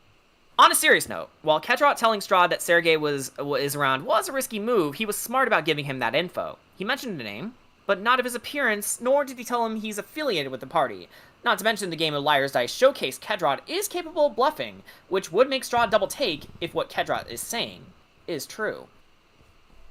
We had like a whole freaking thing with that, We had everything that happened with, formerly known as Ricky, now known as JJ. that's like we got to get used to calling a completely different name not now. to mention, So we have no idea when the Rickett personality is going to come out. Well, obviously, one way for him to come out is, hey, hurt JJ, and then Rickett comes out saying, I'm going to kill you, and all that. yeah, but we had all of that happen. Sugash even had some, like his moments of doubt that he's currently going through. Like, I think really with this recent bit in Vallaki, I think the only characters in the party that really didn't have a lot of RP stuff happening, Ark was one, Mimi was another. And you know what? That's perfectly fine, because, their time will come. Now that we're, because that's also kind of the beauty behind this. It's like, yes, we can focus on characters at parts, but then, like, as we progress later on, it'll be like, okay, yeah, Ark will definitely have more time in the spotlight. Mimi, no doubt, will have more time in the spotlight. It's just, it depends on where the story goes. Yeah. Indeed. And I think going forward, I will say that Ark is definitely going to get his moment in the sun in the next session, considering he and the druids seem to have a big connection with each other. Yeah, so like the minute you drag druids into this, something with Ark is going to be coming up if druids are involved. And Baba Lysaga. Oh yeah, that's gonna be fun. Yeah. But still, I get to burn things again. Burning You things. seem awfully happy about that. Should I be concerned? Listen. I'm Be listening. glad that this is more of a righteous burning than rather like, I'm a chromatic dragon. I get to burn things because I want. Yes. Which actually, Kira, now that you brought it up, I guess for those who aren't really familiar with our characters, I guess we should play a round of who the fuck are you? So let's start with Kira. All right. Kira is, of course, the princess of Virtus Lenore. She is the reincarnation of Tatiana in this case. Thanks to her patron, devoted, what's the word I'm looking for? Basically describe it. Yeah. Basically told her like about Samara Faye and how Tatiana attached her soul to the Faye family because of the ritual. Kira is, of course, like I said, the princess. She was set to be have an arranged marriage thanks to her no good father, who basically only wanted military power from a kingdom of sand. And she's like, no, I want to get married to my fiance here because Taka, of course, treated her like a person and not like a toy. And Taka was a good bean, yes. yes, he was a sweet bean. And of course, I want to go into the divulge of how she met the tarot court. Is like, she was, running away from home. This was like before Corey was sent out to go find her. That she was getting ready to be robbed by a group of bandits. And lo and behold, here comes Ark and Sugash. Like, bandits are like, wait, why do we hear boss music? And like Timon and Pumbaa, they go, yeah! Yeah. Akira also is a descendant of a golden dragon named Tayo. And of course, golden blood means that she has a resistance to fire, but it's also kind of her main, power.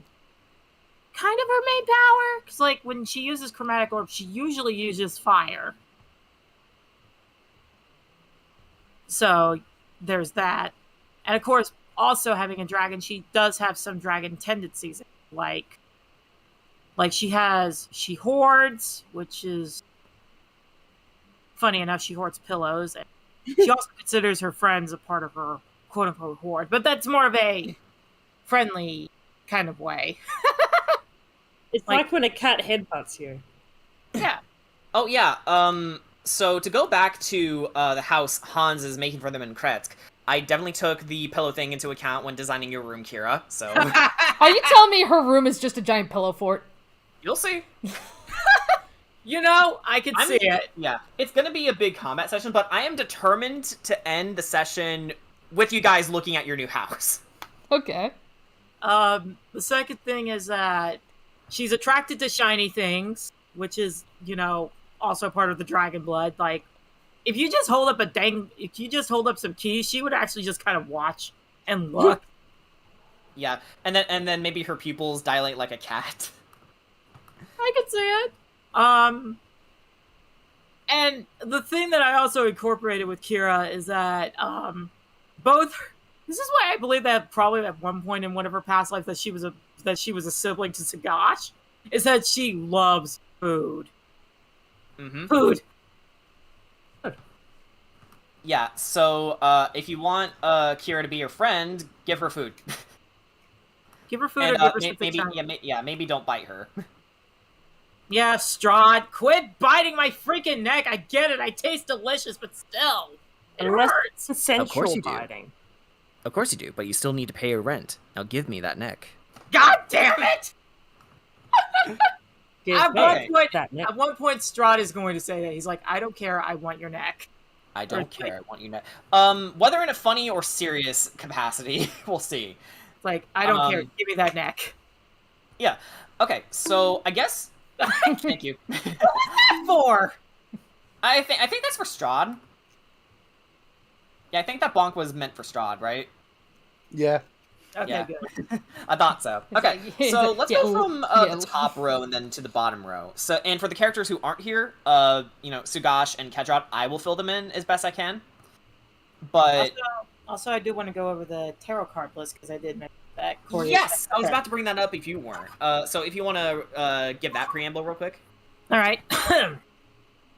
So, going from the top, Ark is the tower, which makes sense given he is, you know, big, strong boy, ready to crumble, ready to take on anything and make it crumble to dust.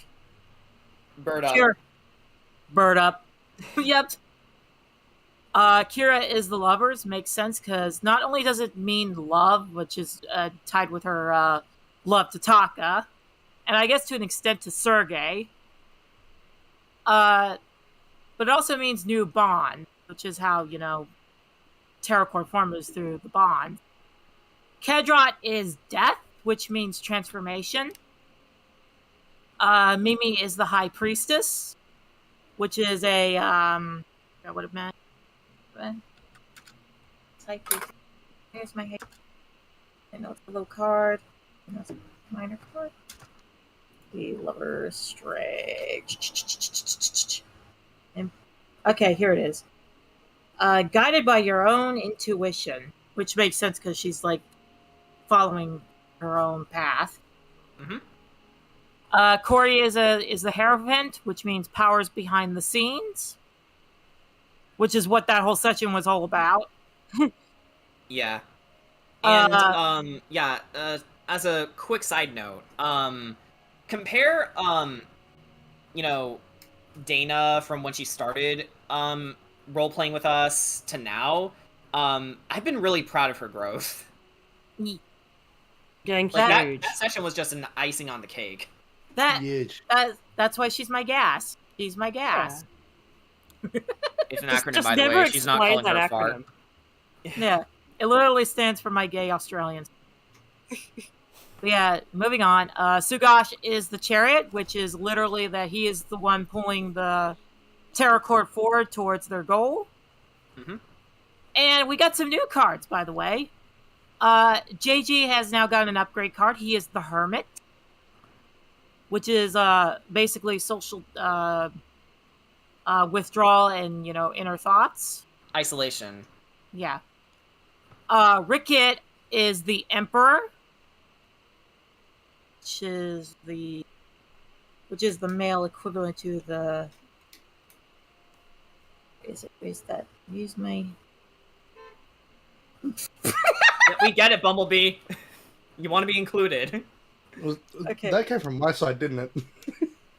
I think so. I don't know. We just heard honk. Yeah. Oh God, what if it was Ricket saying, "Hey, how you doing?" Yeah. How you doing, mate? Okay, here we go. The Emperor is the struggle for personal independence, which makes sense. Aster is the Page of Cups, which is a royal suit card, which is I can't see. Dark. Here we go. Don't worry, guys. We're all professionals here. Yes, I are professional. I just need some time. Okay. Page of Cups, new social contacts. Casimir is the Knight of Cups, which is an emotionally sensitive man, which makes sense for his card. Yeah, considering he did lose his sister and it led him into a depression until JJ stepped in and told him he still has a job to do. Yep. Irina is strength, which means intention is cause, energy follows thought, power without control is nothing. Next is Ismark, my beautiful baby boy. Who, Kira, being a noble, actually rechristened him from Ismark the Lesser to, as you would like to explain. Ismark the Valor. Much better name, right? Yeah, rolls off the tongue really well, too. Yeah. So yeah, my boy, Ismark is the King of Swords. The balance of power is in your favor, which makes sense with him being a noble as well. Sergei is the Sun, which is probably my favorite Major Arcana card right now. Where is my son? Where's my son? I can't find him. Where's my beautiful baby boy? Here we go. Growth and harmonious development in all aspects of life. But it also means the true path is set before you. Tatiana herself, even though technically she is Kira, in her past life she was Temperance. Which, did I find it? Here we go. Reflection of one's life, maturation. And Taka, which even though we haven't, him being so not so dead face has got a card now. Yeah, it's actually heavily implied by Sergei himself that, with him being here, he feels that Taka never really died in the first place. Mm-hmm. In fact, he went off on his own to try and find him, which obviously is freaking both Kira and Tatiana out. Well, Kira, more exactly. Remember, reincarnation means that she's just in a new body. Yeah. So yeah, Justice, achieving a new sense of balance, harmony. Blinsky, everybody's favorite NPC. Hello, my name is Blinsky. Would you like a toy for little boy or little girl? JJ screams internally. Just speak Elvish, please. Yeah, he is the king of coins, a man on top of his trade or profession. And for Eric, rest in peace, buddy, he was the 8 of coins, which is the craftsman at work. Abilities are being demonstrated. And our good friend Vargas, fuck you, Vargas. Friend in giant air quotes. He is the 10 of Swords. So, unable to have an effect to change influences going around you. The need to go along with the flow. So, in other words, bro, calm the fuck down. Lady Wachter is the Queen of Coins. Or the Queen of Wands. And is a woman of leadership. Literally. Isaac, I loved assigning him a card, is Judgment. Which, Jordan, I don't know what you got planned for Isaac in the future, but...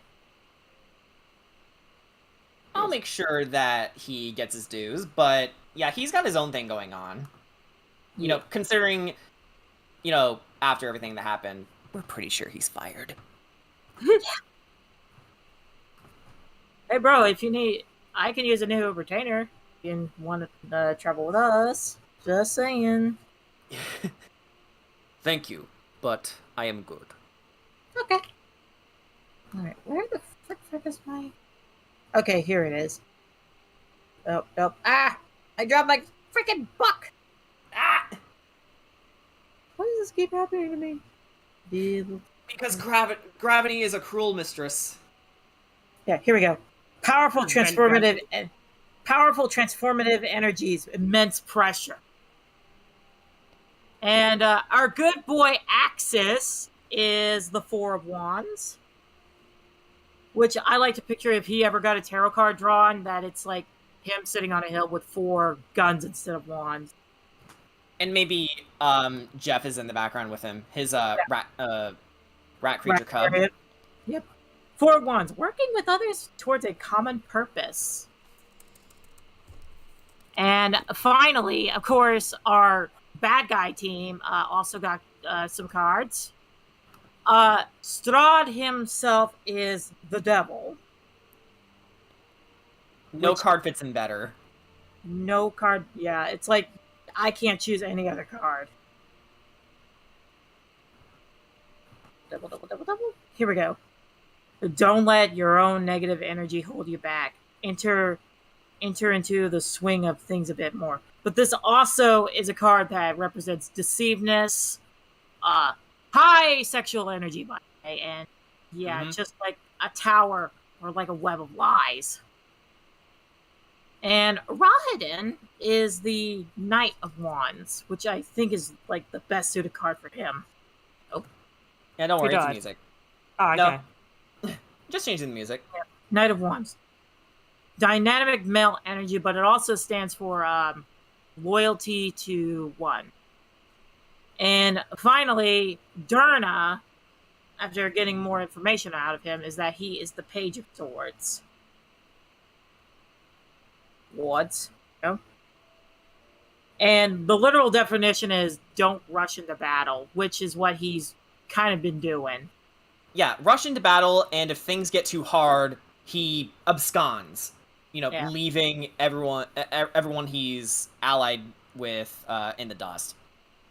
Which is why Ilusen, essentially disowned him as her son. Yep. And we still have yet to meet more characters that I will be assigning tarot cards to. Absolutely. In fact, we don't even have cards for the consorts proper yet, right? Yeah, but I'm still waiting to do more interactions with them so I can give them like proper cards. Yeah, because as of yet, you guys have been introduced to consorts, but you haven't been in a straight fight with them yet. I know Anastasia is kind of jealous. I know that much. Yeah, Anastasia is jealous of you easily. So you can probably infer that she has the closest bond with Strahd, or at least in her mind. Yeah, even though we all know that's the case. If I can come up with a weird example, she's the Amy to Strahd's Sonic. The self-appointed girlfriend. Oh my god. It's like, Anna, you do realize he doesn't love you, right? I don't care! God. I just came up with something cursed. Go on. Oh yeah, this is happening. Oh no. Turns into a and then Strahd goes into the Sonic Adventure 1 pose. Strahd sees Anyway. Strahd sees Anna and Kira fighting like,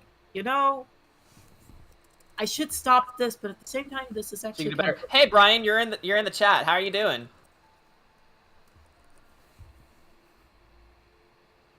He's in the YouTube chat, guys. Yay!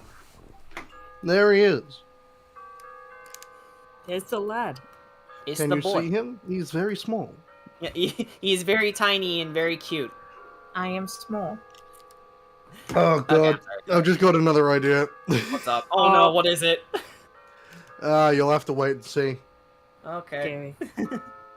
Oh no, I don't. I had I've been the waiting for too long. I had the image in my head of JJ's card, the Hermit, where he's like sitting in the forest looking at a reflection of him in the water, and there's 2 ravens, One has red eyes, the other one has blue eyes. But the one with the blue eyes has 8 coins beside it. That one is Eric. While the other one is Strahd, who's just glaring at JJ. Yeah. Imagine hating children so much that even if they're 300 years old, you still hate them. He's just like me for real. I do have a card set for Arissa, but I'm gonna wait till we interact more just to be Yeah, because at this point, you know that she's allied with the Keepers of the Feather. Whether as a double agent or what have you it remains to be seen. right. But yeah, that's the tarot cards that I've been choosing. I would love to see the Curse of Strahd, our Curse of Strahd campaign turn into like actual tarot cards. I would buy that. Oh my god, like pipe dream. But it would be cool. Alright, so would you say that covers Kira's character, or are we good to move on to Corey? I think that would be it. Outside of like, yeah, her and Sugash kind of have a brotherly, sisterly bond, but it's not like shown outside of character yet. Not completely, no. Well, well, correction. Sugash is actually wearing your cloak and hat right now. Yeah. Kira Very just needs, cute. Kira just needs something from Sugash, and it's like, yeah, they're spiritually brother and sister. Oh my god. Yeah, don't worry, Brian. I read the thing that you sent me. Anyway, Mr. Maniac says, how to befriend Kira in 3 easy steps. 1. Give Kira a snack. 2. Dangle keys in Kira's face. Works best and polished. 3. Don't bite Kira's neck. Follow these and you'll be friends with Kira in no time. And then Brian says, step 4. Call the big bad. Scrub Von Simpleton. Okay. Straw dangling some keys in front of Kira. Okay. So, Corey, would you like to give us a little explanation about your character and the changes that happened to her over the course of the campaign? I'm gonna go get food. I'll be Well- right back. Okay. We'll have fun. Well, Corey is she's a little kobold. She's only 6 years old because kobolds age so fast. And she knew Kira and Oh, I thought she was 11. wait, is she? Wait, I might be getting mixed up with Oh, you're probably You thinking- got, you're Rick and Corey mixed up, yeah. Yeah. Yep, you're right. No, Yeah, I should yeah, have my page open anyway. Yeah. Yes, Corey is 11 years old, but they do reach maturity at 6. Yeah. Oh, that's what I was thinking of, maybe. Yeah, I think that's exactly it. But yeah, Corey is 11 years old, so a child in human years, but in kobold years, young adult. Yeah, pretty much. Yep, I was definitely thinking of that. That is an X age anyway, so yeah, I was thinking of when they mature. Yeah, different campaign. But yeah, she knew Taka, Kira, and all the crew that like a little bit before she actually became a soldier. So she knew them, and then she became a little kobold adult and went off to fight some wars. Yeah, you may notice that she actually lost a horn in one of the wars. Mm. That was when So, yeah, you fought the Charnialt Kingdom, I believe. Ah, yeah, yep, that sounds about right. I try to. Oh, there it is. No, it isn't. That, oh well, who cares? I always use my brain. Yeah. But she came back and she sort of worked more as like after her wound, she worked more as a little court sorcerer. But yeah, she didn't really get that much opportunity to like, just sort of enjoy herself and do like kid things or typical kobold things or anything like that. So, essentially, she got cheated out of her childhood. Yeah. So then, like Kira said, she went off to like go find Kira, and eventually they all just ended up in Barovia. So during that, Corey's been kind of learning to like, do things for herself a bit more, because otherwise she might lose an arm. Oh, wait a minute. That already happened. Yeah. Oh, well, we don't want to lose the other one. She's like, oh no, too much macaroni arms. Oh yeah, too we much have a cheese. horrible inside joke with her. If you want to explain that, Corey. Yeah. I don't even remember how it started, but when I she think got her, I think I will say, you made a doodle of, when we were talking about that Corey's making herself a new arm, and then you made a doodle of like, was like something of the noodle sort, and then Alec mentioned, Alec, the guy who played Aster, our first guest player, he mentioned, I can't believe it, you have a macaroni art arm. Yeah, that's it. Yep, so that's what we call her artificial arm. We just call it macaroni arm. Like, in canon, it's a nice old robot arm, but, made of macaroni sometimes. Yeah, and that's reflected in the doodles you made for it, which you Yeah. have a lot of that. Yeah, I got them all somewhere. And actually, you want to talk about Kira and Corey's initial classes before we move on? Yeah, we started off, we were both sorcerer warlocks, with Kira more leaning into warlock and Corey more leaning into sorcerer. Because Kira, she's like we're both worshippers of Bahamut, but Kira's a bit more devout than that, and Corey's a bit more of a, like relying more on draconic things. But after the whole lopping offering, she lost a little bit of like her original powers, and she was also doing a bit of self-reflection, and she was like, I need to try something new. I need to lean more into like certain interests, certain like things which I enjoy. So she made herself the new arm, and like that warlock side became artificer. Yeah. And the idea came up when we were talking about, hey, if we didn't have these classes for our characters, what would they be? And then I think you mentioned Artificer as being one of them, and I went in PMs because, to keep, suspense and surprises for this group, I like to surprise everyone and, like, get behind the scenes and talk to people in private and go like, hey, so do you actually want to dip into Artificer instead of Warlock now? Like, yeah, sure, that sounds fun. Yeah, and then we did it.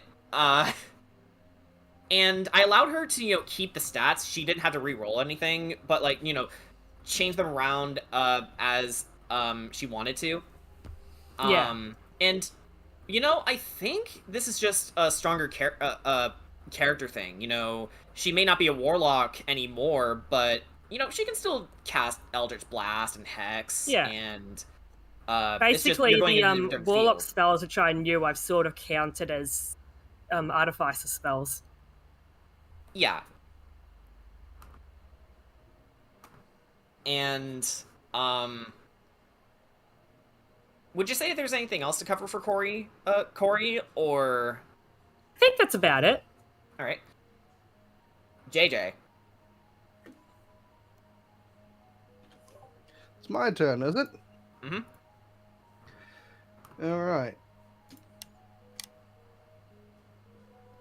JJ's life was weird from the start.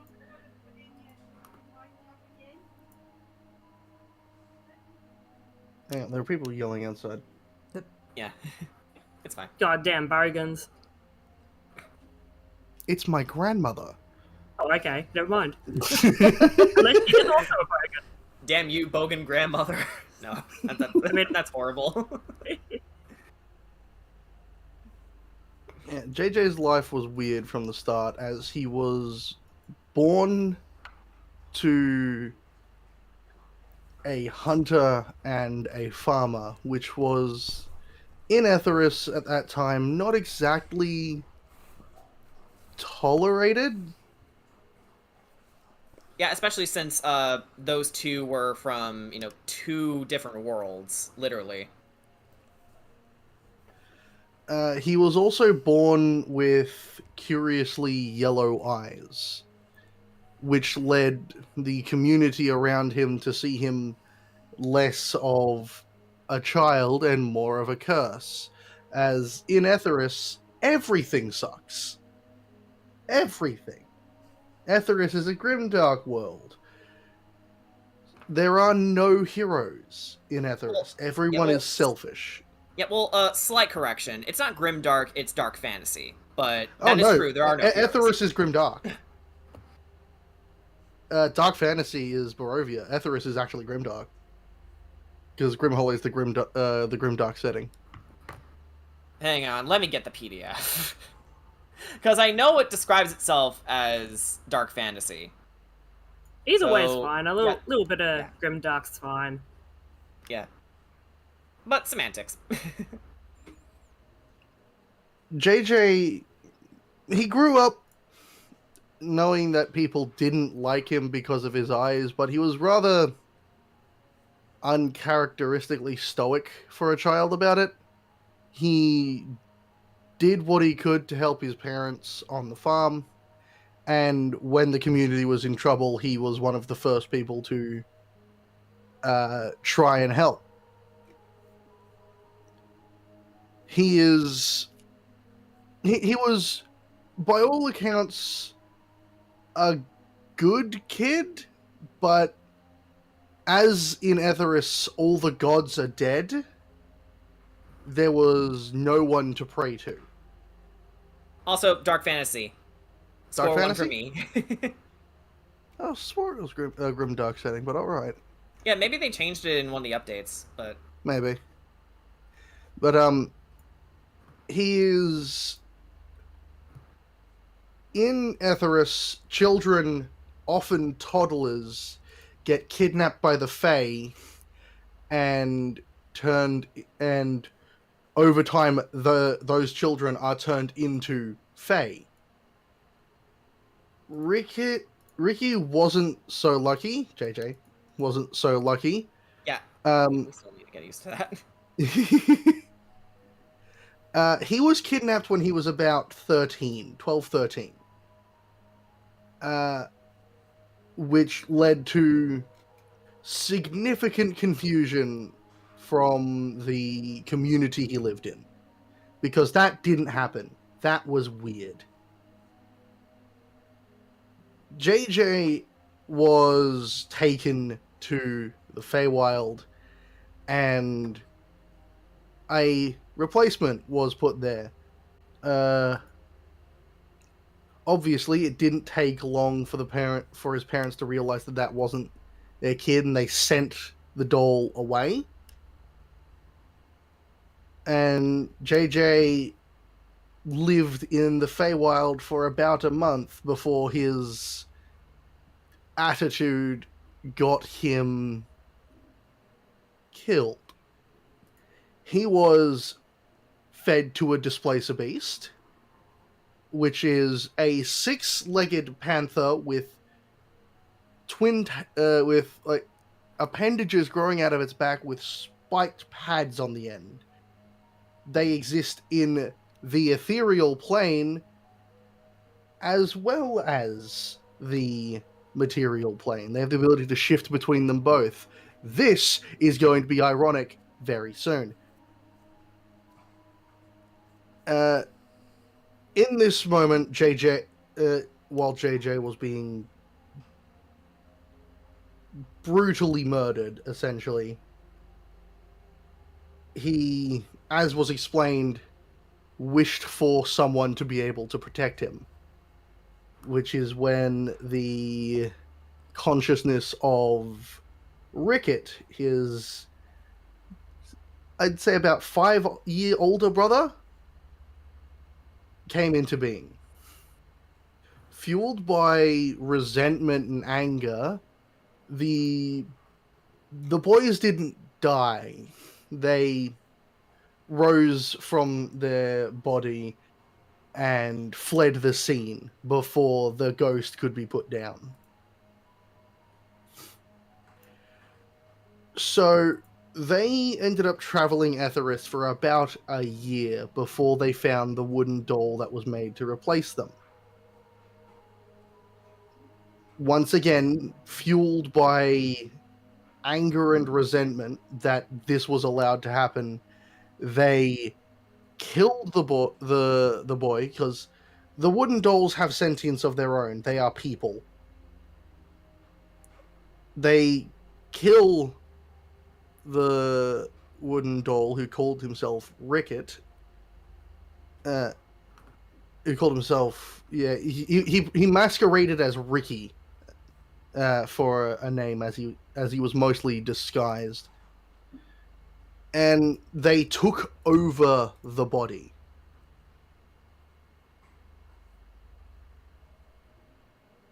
This was in a city of wizards who soon after cast a massive conjuration spell that slammed the entire city into the ethereal plane.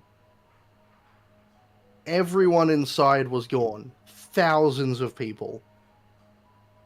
They become disembodied, trapped between the ethereal and material plane, while also gaining the ability to shift between the two. I told you it would come back. Mm-hmm. They, however, due to the circumstances of just what the boys were, ghosts who had taken over a fey magic body and had been hit with a man-made conjuration spell were sent flying through realities. And they spent the next approximately 300 years blinking between different worlds. Every year or so, sometimes more, sometimes less, they disappear and reappear in a completely new plane of existence. A completely new reality to them. And they sort of just got used to this as being a fact of life and started treating it all as a game, because what's going to happen in a year? Well, we're not going to be here anymore. Why should we care? They end up in the kingdom of what was the kingdom name where our session 0 happened? Daggerford, I believe. Daggerford, yeah. They appeared in the Sword Coast, basically. Yeah, they appeared on the Sword Coast in near Daggerford, and obviously they are a ghost possessing a wooden doll pretending to be a human child.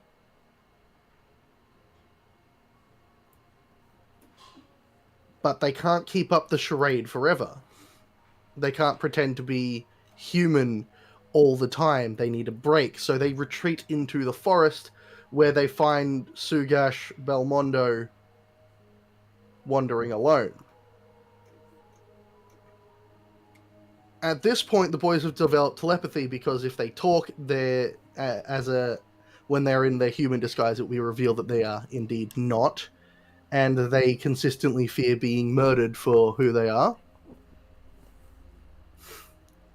So they notice Sugash walking around and mention that there is a wolf following them into his head. To which Sugash responds by obviously murdering the wolf without even thinking.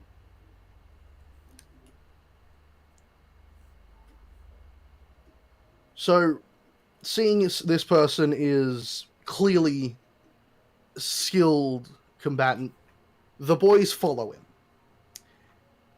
He doesn't know that they're following him until pretty much the rest of the party has gotten together. And they just appear on the wagon that the group was on.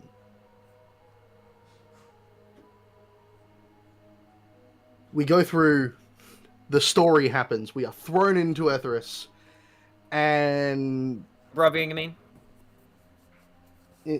What did I say? Yeah, He We said are thrown Etheris. in. I know I said Etheris. What the fuck did I say that for? We are thrown into Barovia, and obviously, as explained, they're treating it like it's just something that's happening. What's going to happen? They're going to be gone in a year. It doesn't matter. Until they start realizing that they kind of like these people.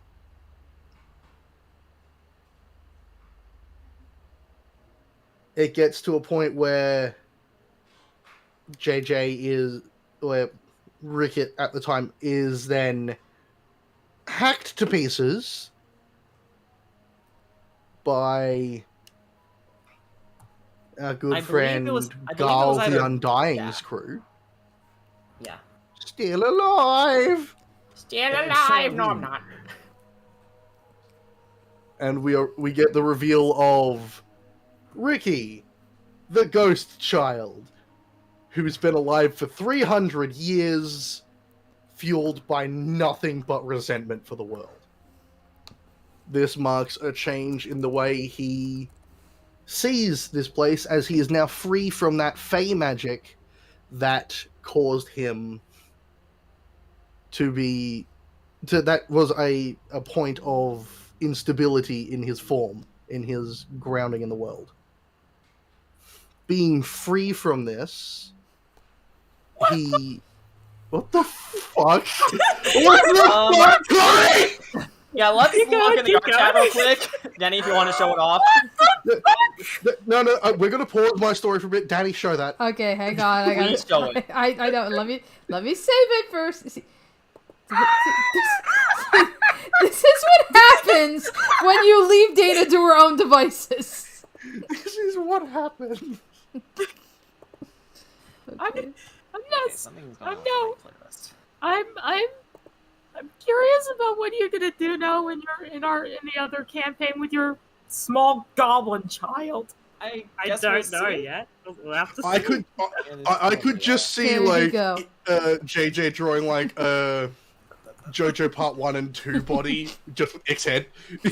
Oh my god, Jay! Massively ripped body just with X head on Oh top. my god! In a weird way, JJ is a stand user. Corey was a wimp before Acre Arms. No, she's a jerk, and everyone loves her. We loved her before. Oh that. yeah. But now she's a Behold. jerk. Okay. I'm so so clearly done. something's up the night playlist. So I'm gonna have to fix it later. Yeah. As I said, this is what happens when you leave Dana to her own devices. It's like, we got macaroni arm out of like a cracked out doodle that she did, so now we got swole arm. So strong. Letter, you need to commission somebody to draw freaking JJ and Rickett as a JoJo stand user. Well, Raise his hand. funny you say that. The original, during the Session 0, I actually just used a picture of Ebony Devil. Yeah. Yeah, and it's like, yeah, Maniac. It's funny you mentioned that because as soon as Dana posted that in our art chat, my response actually was a gif of Rick and Morty with the arm. Sorry. Yeah, with the Rick and Morty arm. Yeah, because we didn't have any art prepared for the Session 0, because, it was our first time using Roll20, which is what we used to, visualize the game board, which we haven't done in the Abode, but we tried it out here. We kind of made our own tokens, and some of the results were really funny. I just chose Marissa from Toho. Yeah, and Brian chose, I believe, one of the bone characters for his token, even though he was supposed to be Kedrot. I think Corey. Danny, you were just a bearded vulture. Yeah. I think And- was mine like Erica with orange juice. Yeah, weren't you like some sort of Yumiko character? If I remember correctly? Yeah, I think you were. I mean, if you weren't, then that'd be surprising. But Yeah. I mean, I should show you one of the tokens I made like as a temporary thing for my other group before I got asked. But I'll see if I still have it. yeah, but we have so Anyway. much art to add to our B-roll. Oh yeah, Danny. I don't know if you've gotten around to it yet, but did you ever show off that piece that the Illicen and Kedrop piece that Brian finished a while back? I pinned it. No, I don't think I did. I don't think we got around to showing that. Yeah, for the next session, or at least for the fan art role, Yeah. for the next session, look through the pinned list and then. Oh yeah. Yeah, because I know there was that one, Jen commissioned another piece of artwork for Kira that we got to show off. Oh, the joke. So, yeah, so we got a couple of pieces of fan art that I'll be getting up in there. Yeah, there's a lot of stuff. Which, hey, a month-long hiatus would do that. Okay, I am so sorry, JJ. Care to continue? Okay. We just ended off with the reveal of JJ's biggest lie is that he's been dead this entire time. This marked a change in the way he acted. Mm-hmm. He was fairly reckless before, but now knowing that this will probably be the last world he'll be in due to the removal of one of the pieces of his instability, he started working more as a member of the team rather than, funnily enough, a rogue unit. I get it. I don't get it. But yeah, Hey! JJ being a team player is his arc, and if what we're thinking is true, Rickett himself has a lot of his own growing up to do, as it were. Would you say?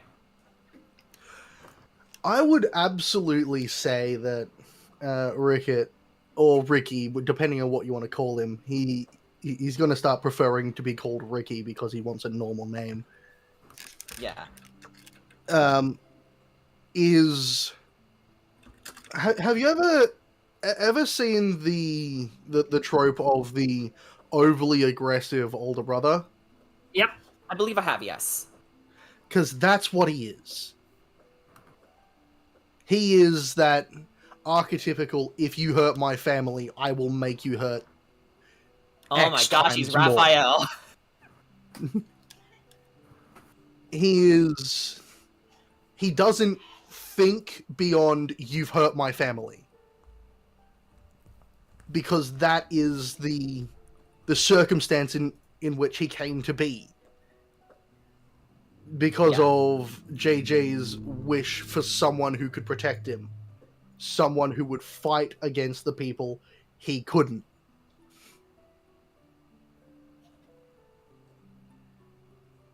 And because of this, he's become sort of... He's in a feedback loop of people are hurting my brother because he is sad, even though JJ is sad for completely unrelated reasons. Mm-hmm. He still perceives it as these people around him have made him sad, and I've got to stop that.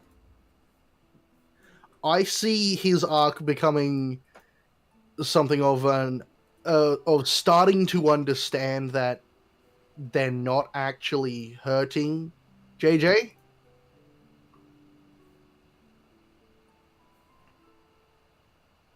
And becoming something of accepting that sometimes you don't need to fight back. Yeah.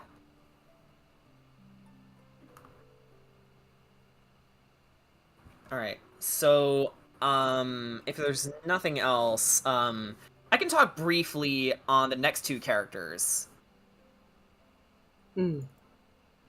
So, first, we have Sugash Belmondo. He is the Way of the Kensai monk, played by Boonslayer. And in a way, you can classify him as the de facto leader of the Terror Court.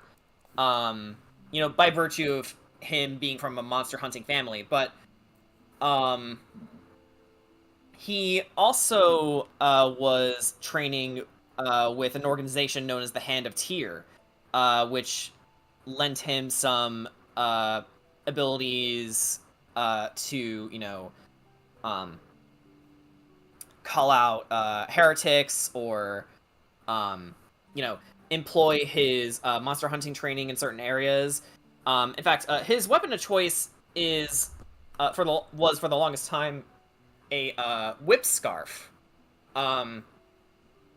which we actually based on a real life martial art. Let me look it up real fast.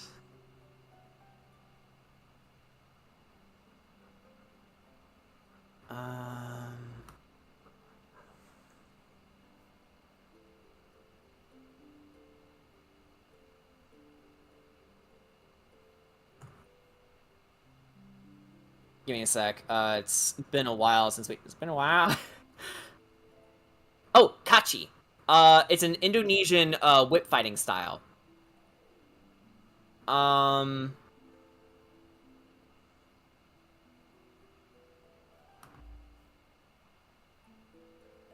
So, we called it the fantasy equivalent, Kabat Kadalan or Kadalan Kabat. Which is why, he has all these ornate patterns on his scarf. And I might be able to hop in quick to talk Kedrot once I finish folding this stuff. Oh, okay, yeah. Duly noted, Brian. But yeah, to talk a little bit more about Sugash under his behalf, I can only say so much about someone else's character, but his biggest arc is to come to terms with his destiny, while also leaving room for the fact that, I may very well be the last of my kind, and I need to start thinking about, okay, after we defeat Strahd, if we defeat Strahd, what happens then? And over the course of the story, he's coming to grips with his status as the leader and one of the most important figures in the Terror Court. While also, uncovering bits and pieces of his own past, since, yes, he was born and raised a little bit in Barovia before his family had him sent away with Van Richten along with Esmeralda, to live in the Forgotten Realms for the next few decades. Because time in Barovia is weird.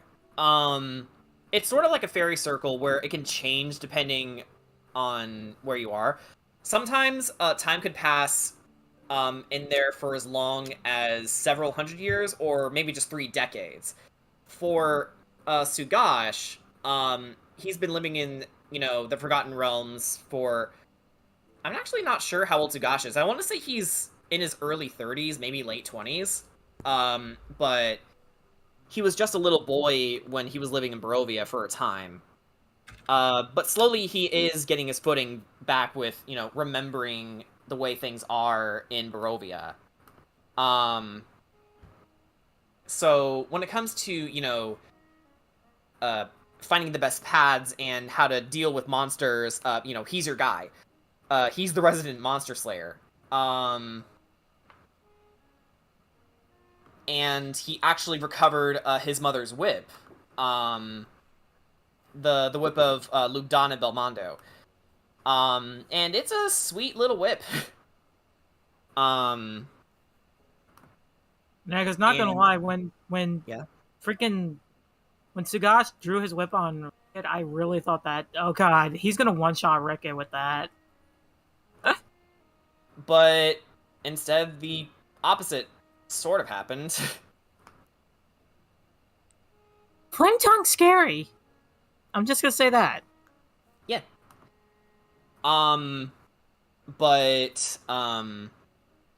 Yeah, being a monk, he's really good for crowd control and zoning in and punching people in the face. Or, with him being a Kensei monk, gets added bonuses using his monk weapons. Oh, and Hello. right on time. I Hello think there. we're ready to talk about Kedrot. Hi. Okay, so could you give a quick preamble for your character, Brian? And honestly, I don't think it should take too long to do that. Because, to be perfectly frank, I think out of like all the characters, I'd say Kedra's probably the most basic of the party. But that isn't really a bad thing. Yeah. So Kedra is more so in this aspect. Is more on the lines of, say, the more experienced kind of character. Like, he's someone who is, you could kind of argue, as someone who already went through their character arc and is now their main mission at the moment is making sure the rest of the party gets the aid they need in order to be capable of surviving the journey. Yeah. Yeah. And so, to start things off, Kedra started out not exactly as you know him in Curse of Strahd. It was like, as you see him in Curse of Strahd, he's very, he's very confident. He's very sure of his abilities, and he's someone who you can absolutely rely on. And he's somebody who will never turn down, regardless, whether or not he's a max or anything. Starting out, though, he was kind of the opposite of that. He was small, weak, not exactly the most reliable person to depend on in situations where you were being muscle. In fact, he wasn't even really that muscular to begin with. He was kind of, in a way, you could call him the runt of the litter. Like, he was nowhere near as he is in the actual fight. And oftentimes, he's picked on by boys. That was until one day, he was actually protected by a knight from a kingdom known as Meridel by the name of Jared, who departed him with words of wisdom that made him want to start pursuing, wanted him to basically pursue a greater version of himself, like someone who is stronger, someone who is more reliable, someone who was smarter. And it would eventually get to a point where, well, for one thing, he doesn't encounter Derna, and whether through sheer luck or Derna's own cowardice, Kedra manages to stand his ground despite being nowhere near as strong compared to Derna. But after that, it would eventually lead to him becoming a Knight of Meridel, and eventually catching the eye of Ellison to basically become her.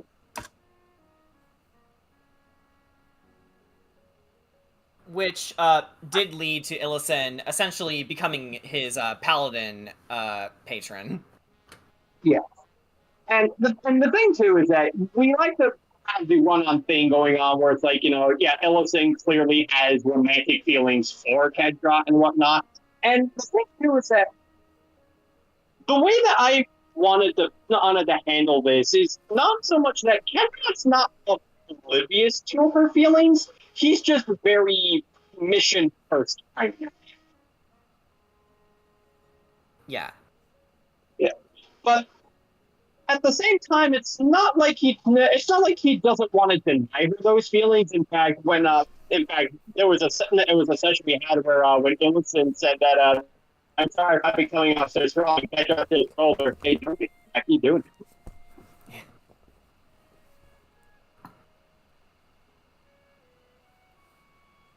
But essentially, the way that we do have Pedro kind of set up is that he is someone who's already been through a journey, and now he's essentially trying to help other people through a journey of his own. Currently, since he was killed by Strahd and then was reborn as a Fae, Kedra is tapping into another side of the Fae, which he used in order to get the upper hand on Strahd, and he is being a bit more crafty with his plot. he's getting a little trickier. Yes, because the thing is that aside from Kedrop being a knight of Meridel, there actually was a task that King Skarl wanted him to do, which was pranking the king of Brightvale, because the two kingdoms are both my brothers, and they both hate each other to the point where King Skarl keeps wanting to prank King Hagen. The thing is, though, Meridel is more so of a kingdom that values great strength and great. Whitevale, on the other hand, is more so is on the lines of, instead of just simply being powerful, we should be smart. So they treasure knowledge more than anything. And it doesn't help that Carl just kept doing the same prank over and over and over again. So by the time it was Kedrop's turn to do it, they're just like, he does the same thing every time, right? But he did see some promise within Kedrop, because he believed that, he was a person who believed that, with all this great strength, it's a shame that it's being wasted on somebody who doesn't really harbor knowledge. So Kedrop, aside from just simply being strong, he also, for a little bit while in Brightvale, started looking into a little bit about, trying to increase his intelligence, like trying to be smarter, trying to be wiser. And it eventually ended up molding Kedrop into somebody who not only was really powerful, but he's somebody who also tries to make sure that he thinks things through before charging in. Like, he's someone who always wants to have a plan before getting into any kind of combat. And it also is sort of on the lines of me wanting to try to have a bit of a different kind of paladin, because I'm sure a number of us have heard of these stories of the horror stories involving the loss of stupid paladin. Yeah. I worship the god of justice and light, and I'm going to shove my beliefs down everyone's throats. Hope I don't constantly disagree with the party. Yeah, I did not want that to be Kedrop, at all. I didn't want that to be Kedrop. No, you wanted to make a character. Yeah, well, not just a character. I also just didn't want to make a hindrance. Right. And I like to think that you more than succeeded. Yeah. I mean, Kedrop won a game of Fire Dice. Yeah. Yeah, we like to joke that Strahd's meeting with Kedrop, with the two being so upfront with each other, is like Strahd basically asking Kedrop for dating advice. Amazing. Like, hey brother, can you do me a solid? Like, how do you do the thing you do with Illusen? Can you teach me some of that? Tell you another. No. Oh. It's like, I'll answer your question with another question. How do you keep an idiot in suspense?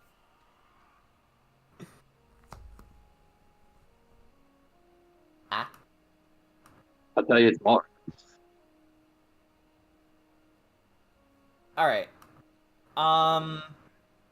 Is there anything else to Kedrop, or? I can't necessarily say so. All right. Yep. Then. Yeah. Yeah. Other than Kedrop gives me the head. Yeah. Kedrop is team dad. That is the best way to sum him up too. He's got the dad bod. So, I think with that said, if you're okay with it, we can move on to the big brother of the team, Ark. All right, and I believe with that, I'm gonna have to get out of the call then, so I can resume work. Okay. All right. Good luck, man. Boy. All right. Time So to talk about everybody's favorite burb. Yeah. Alrighty, so Ark. He is the race he is Aarakocra. It's basically bird people. I modeled him after the bearded vulture, because bearded vultures are fucking awesome. They really They are. are. And they're so cute when they're small. They are. They are the definition of, like, adorable little fluff balls. They grow up and become badass. Oh, do you still have Baby Ark's picture if you want to show that off? I can. That means taking Swole Kira off. Like, Swole Cory off. But, Yes. I wasn't. Wait, Swole Kira. When did Kira get buff? Yeah, not you Cory. know what? you mean. Yeah. Right. You know what? Why not? Yeah. Yeah, make everybody swole like Ark. Yeah, everyone is swole. Kira is swole. Well, Ketchot's even more swole, so he's like the Hulk. Mimi is swole. James is swole. Oh God, Yeah, so that's Babby Ark. Babby. Babu. Yep, I had commissioned Jordan to draw that. But And I was more than happy to oblige. alrighty. So yeah, so the thing about Ark, the way I've been playing him is technically the race he is reborn, which is pretty much someone who has died and has somehow come back to life, but at the cost of their memory. So the best comparison really is think of Bruno in the second half of JoJo's Bizarre Adventure Golden Wind. That's pretty much what Ark has been like since the freaking beginning. So but the way Jordan and I are playing this out is I literally just gave Jordan some tidbits of a history for Ark, and I said, you know what? You come up with the rest. So And I'm like, okay. yeah. So so the whole thing with Ark not knowing his past, truth be told, I don't know either. But at least for what we do know, yes, Ark he is part of this Kavani tribe. At what point did he die? That mystery we still don't know, but somehow at some point he died. Prior to dying, he ended up in some kind of a laboratory. So there's some kind of experimentation that happened with him. So then he dies for some reason, again, comes back to life, and pretty much, even though he lost his memory, there's only like one thing, if anything, he could vaguely recall at the time, and it was the name Strahd. Doesn't know what it means, good person, bad person, whatever. He just knows this is the name he knows. He's also what is known as a fractured barbarian, which is a more fancy way of saying the Incredible Hulk. So every time... That's exactly it, yeah. Yeah, so every time when he rages in combat, his body literally just, like, swells, grows big, and he just punches the shit out of everything. And that's always been his thing. So, given all of this, even before Ark realized that he was dead, just because of what his body could do, and because that's very, very much not normal, he has long accepted that he's not normal. You know, he knows, yeah, I'm a monster, I'm a freak, but he wears that like a badge of fucking honor. You know, it's like, yeah, don't try and tell him, like, you know, it's okay, baby, you're not really a monster. He's like, no, I am. Don't lie to me. I know I am. I'm fine. You know. So Insert "You Call Me a Bitch Like It's a Bad Thing" by Hailstorm here. That's Ark. Yeah, pretty much. So Ark's main mission in this story obviously is to find out what the fuck happened to him, how did he die, and what does Strahd have to do with it. So that's ultimately the main goal. Other than that, he pretty much kind of became the resident himbo of the group. And that was very unintentional. I did intend to make him more serious, but by session 2, he became like deadpan humor himbo, and everybody loved it. So I'm like, you know what? I'm keeping this. So Yeah, honestly, I think the funny button works better with Ark. yeah, it's like, yeah, like Ark does get a lot of comedy to him, but it's not, because I also don't want to play a common stereotype with barbarians is that they are rock stupid. Like if you Yeah, like Grog. Yeah, like you think Grog from campaign 1 of Critical Role. And it's like, no, barbarians don't have to be all that. And it's like, Ark, it's not so much that he's dumb, it's just so much like, because he doesn't have his memory, obviously there's some gaps missing.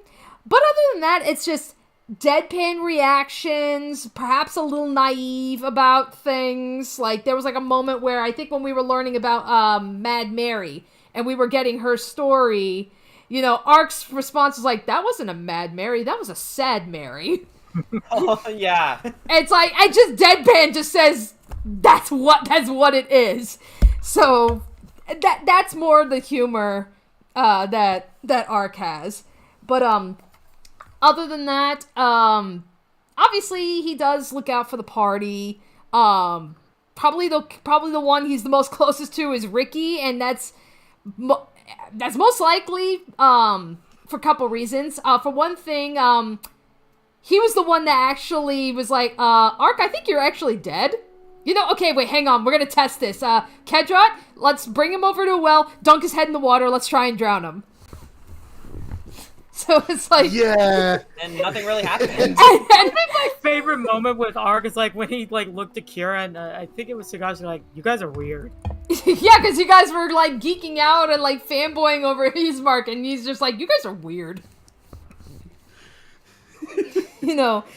But yeah, it's like, yeah, it's actually thanks to him that Ark now knows that he's actually dead.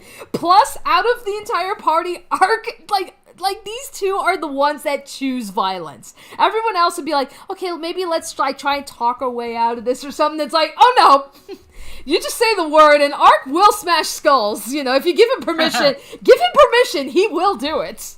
Mr. Maniac brought up the meme. Like, violence is a question, and the answer is, fuck yes! Yeah, right. I can't wait That I can't wait because when we get up to Castle Ravenloft to that final confrontation, everybody's gonna quote Castlevania, like I terrify them, yada yada yada. Kira's gonna look at Ark going, and Ark, smash.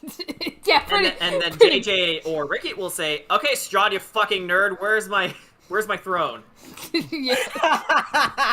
And hang on, I will be right. You fucking nerd, I know you're here. Where the fuck is my throne? Yeah, I will be right back because Taco Bell is here. Ooh, but yeah. Okay. Yeah, no problem. But yeah, so yeah, Ark and well, I keep force a habit, Ricky. I gotta get used to calling him James now. But yeah, these two pretty much have gotten close. Kedrot's gotten close with Ark, and I think especially because it's kind of like what Brian said, like Kedrot is the kind of person where it's like when he tells you something, he tells the freaking truth, and Ark appreciates that considering they're just surrounded by all these people in Barovia that are just fucking lying and withholding information. So he's just like, oh my god, somebody's actually willing to tell me the truth. I like you. Okay, I'm back. No problem. Back. And other than all of that, as far as like what looks to be going into the next session is there's some kind of a side story going on with the druids. So the druids, to my understanding, in Curse of Strahd, in D&D, when you play as a druid, you're pretty much like, you represent nature as a whole. You can transform into animals, you can control nature, all that other fun stuff. In Curse of Strahd, though, they kind of lose a lot of their abilities. Like, they can't change into animals, and they pretty much have become corrupt. And they somehow have some kind of a tie with Ark. Like, when we were at the winery, it's overrun with druids, and the druids speak their own freaking language. Ark is the only one to understand it. So Ark is the only one to understand what the hell they're talking about.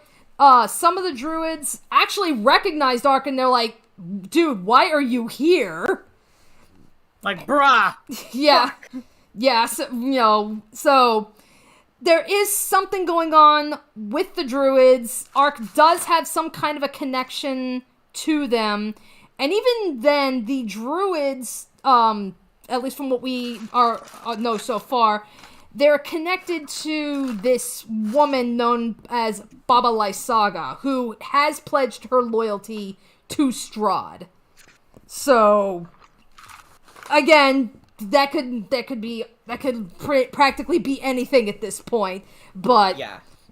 But yeah, that's part of the story with Ark. So that's why I was saying earlier is if the druids somehow get involved, then Ark is no doubt gonna end up getting involved. And since we ended the last session with a druid talking about something called a winter splinter, that's where it's like, okay, we got some Ark stuff coming up now.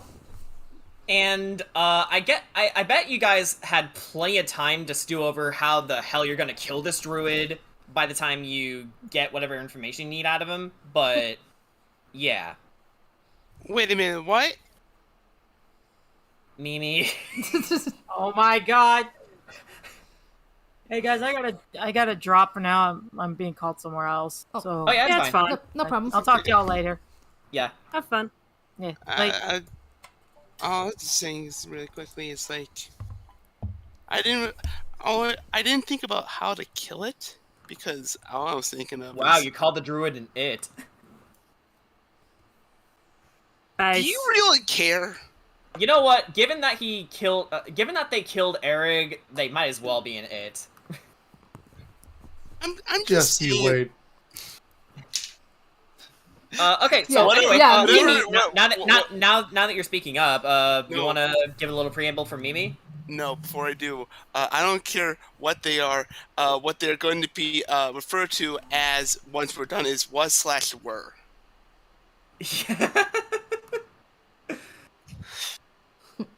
Nice casual geographic reference there.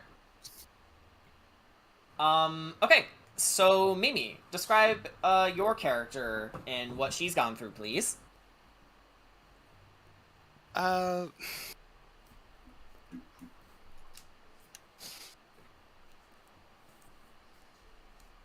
think the easiest way to get started is that Mimi is easily our most mysterious party member. Yeah, I guess that's why I'm also hesitant to say things because I don't want to. Well, obviously, don't say your past because we're going to learn it. But give a basic description on what you do for the party and how you react to the things around you. Okay, so Or maybe some noteworthy moments that happen to you. Okay, so for those who don't know, I play Mimi. I'm the party cleric. I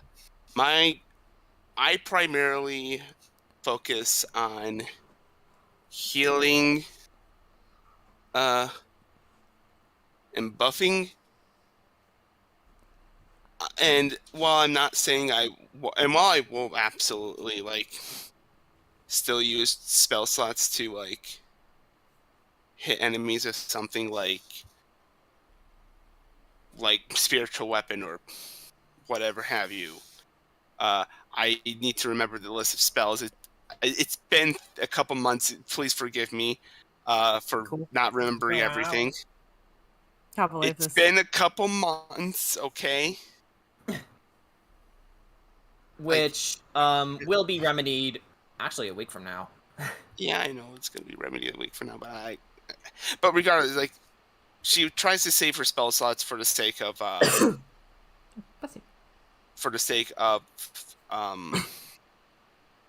using her healing spells and now dispel magic because of how important that is to removing the curse from the Vistani. Well, the spell you're thinking of is remove curse. Yeah, did I say dispel curse? You do have that. Yeah, I have your. Yeah, I confused them for a second. That's fine. No, that's fine. I knew what you meant. I went down to my page and yeah, no, it's at the top. I just forgot about it for a second. Dispel magic is a pretty good spell though. Yeah.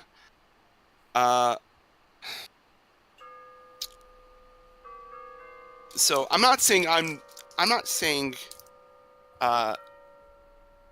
so definitely when it comes to those, Mimi is important because she I don't know if currently he's the only one who's capable of removing curses. No, I know some of the other party Kira members can do it. Yeah, I believe Kira definitely has it. I don't remember if Kira. No, Kira definitely has remove curse. Okay, I don't know if she had it before. That's what I was saying, because because I believe if she had it before, she probably could have handled the one. No, for Doru, no, she didn't have access to the spell yet. Yeah, she had it a little earlier, and yeah, so it's clear. So now it's. Oh no, she doesn't have remove curse. Only you do. Yeah. So. But she does have revivify, daylight, and remove curse. Oh no, she does. I just saw it. But no, she didn't have it. She didn't have it when you were dealing with Doru. You had a scroll that had the spell though. Yeah. Yes. Yeah, we weren't high enough leveled. Yeah. No. At the very least, for a bit, she at least had the that niche. So apart from being the, I guess, most mysterious of, the group, I guess, presently. Yeah, for those of you who are eagle-eyed viewers, though, you may notice bits and pieces of her past, but only bits and pieces. If you pay attention. Even then, like, she's also just very shy and very like, she wants to help, but like she's sometimes not. She's not always the greatest with going to help, and she's certainly not the greatest with I don't know. It's just she grew up being resented because, for those who also don't know, she's a tiefling, which, if you know the lore of tieflings, you know that they are oftentimes they have been like they were often ostracized for the race, for looking like a demon, even though for many of them they really didn't have the choice, of which Mimi is one of them. So there's that. So she's not a very socially the best. Which I think partially adds to the whole mysteriousness she kind of gives off, I guess, because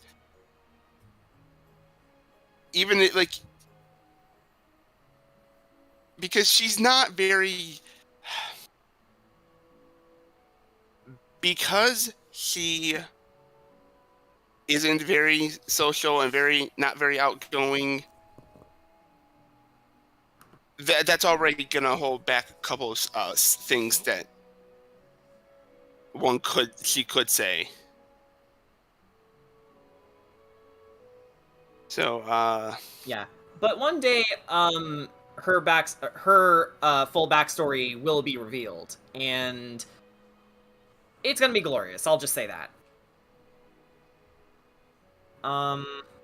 But yeah, I think that covers everyone. Almost. I still don't get to. I didn't really get to describe how I react to everything. Oh yeah. I think that's another important. Sorry, thing. it sounded like you were. It sounded like you were done. Sorry. No. I'm not done. I was just. All right. I was trying to get through that part because also the words were not coming to my head. As for how she reacts to everything, poorly. Yeah. I don't know if it's intentional or not. I am starting to think it is. I fucking swear to you, it's not. I'm keeping my eye out. Okay, so one thing you probably can know easily is he doesn't like good or innocent people dying, especially if they're friends. And in front of her. And oh no, especially not in front of her, because and Jordan has been doing that quite a bit. In the first session, for instance, you had Taka basically die in front of her. Now, granted, I believe you also said like earlier that he's still alive, or he might be alive, or something. I don't know. But the point, absolutely, he. It's strongly implied that he may be alive. You just don't know that. You just don't know for sure yet. It's just. That's. I don't know. Yeah, that's why. That's. Pay attention, please. that wasn't me trying to say anything. It's more just like that's what you were saying, and yeah, that my bad. But the point is, even if he survived, it definitely looked like he died in front of her, and that's. Now it kind of gave me a bad first start. Not to the party, but to everything. Then after that, there is Kedrot. Let's not forget the Durst Manor and the dog that she befriended, Sephaxis. Yeah. And how that also happened in front of her. And she didn't even get the time to grieve over that, because right after that was Strahd. So thanks, you vampire asshole. Yeah. The Vistani are less a case of this, because well, it kind of happened around, like, the entire party was being guarded, and but even then, that didn't help. Who else? I know Areg was a recent case of this too, but Areg. Yeah, Areg. Who else? I feel like there's someone else. Argal. If it wasn't for him, you guys wouldn't have gone on this adventure, and Ludmilla, toasted him alive. And that was before the rest of the Vistani were turned into vampire spawns. Yeah. So yeah, the point is, a lot of death happens in front of her, and it's definitely been taking a toll on her.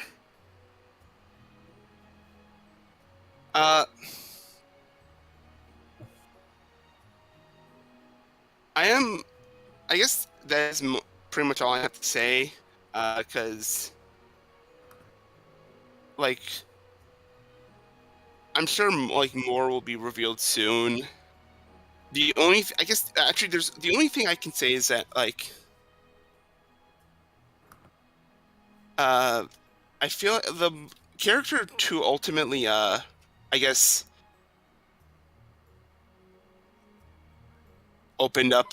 she's opened up to the most. It has been Kedrot, but I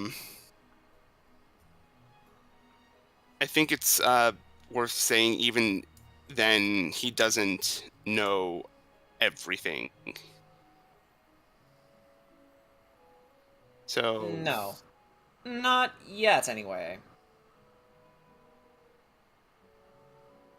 But that's another thing.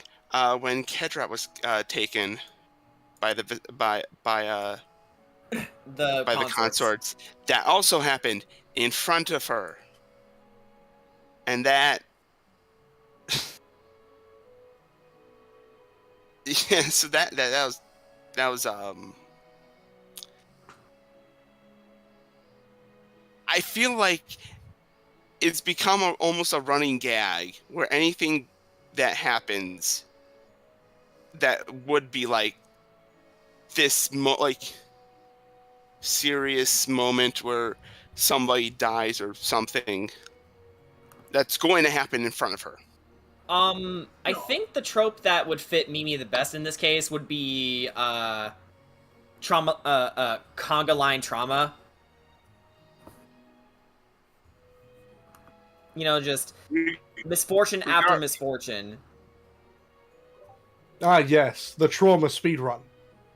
I was gonna put it a little more gently, but She does not need a trauma speedrun, but well, no one according, does. according to However, how I've been unintentionally running your story, that you may not have a choice in the matter.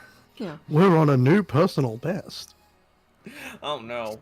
Yeah. Well, you know, and truth be told, I mean, it's like, at least we're now starting to see with Mimi that, you know, yeah, for whatever reason, trauma definitely is drawn to her. She is slowly starting to act differently to it now.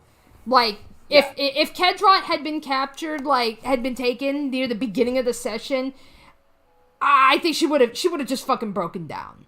But when he was taken, and we're like, okay, we gotta go silver up her weapons, she's just like, all right, let's go. You know, she was ready. Yeah, she went for it. Yeah, she was ready to fight. And I think that was like the first time where she was just like, all right, yeah, let's do this. And let's not forget what happened in the Church of St. Angel, you know, when you were all comforting JJ, and then he was talking about how, you know, how no one cares about him, and then Ark said bullshit, and then Mimi, you added on to it and took off your hood. Yeah. oh yeah. Also, she wears a hood. She hides for like. It's an attempt to hide her tiefling heritage. Not a great attempt, but an attempt. And also, she's just not.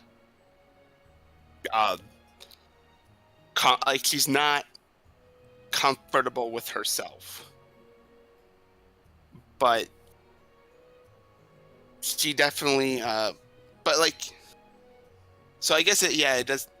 It does like mean something when it's taken off. Outside of like outside of like obvious things like she doesn't go to bed with the hood on or something like that, you know? Right. That'd be goofy, yeah.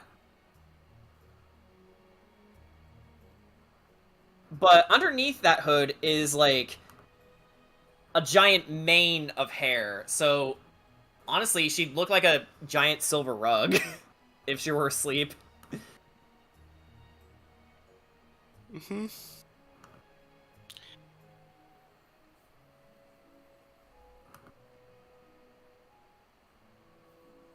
Okay. Yeah. I think that's mostly it.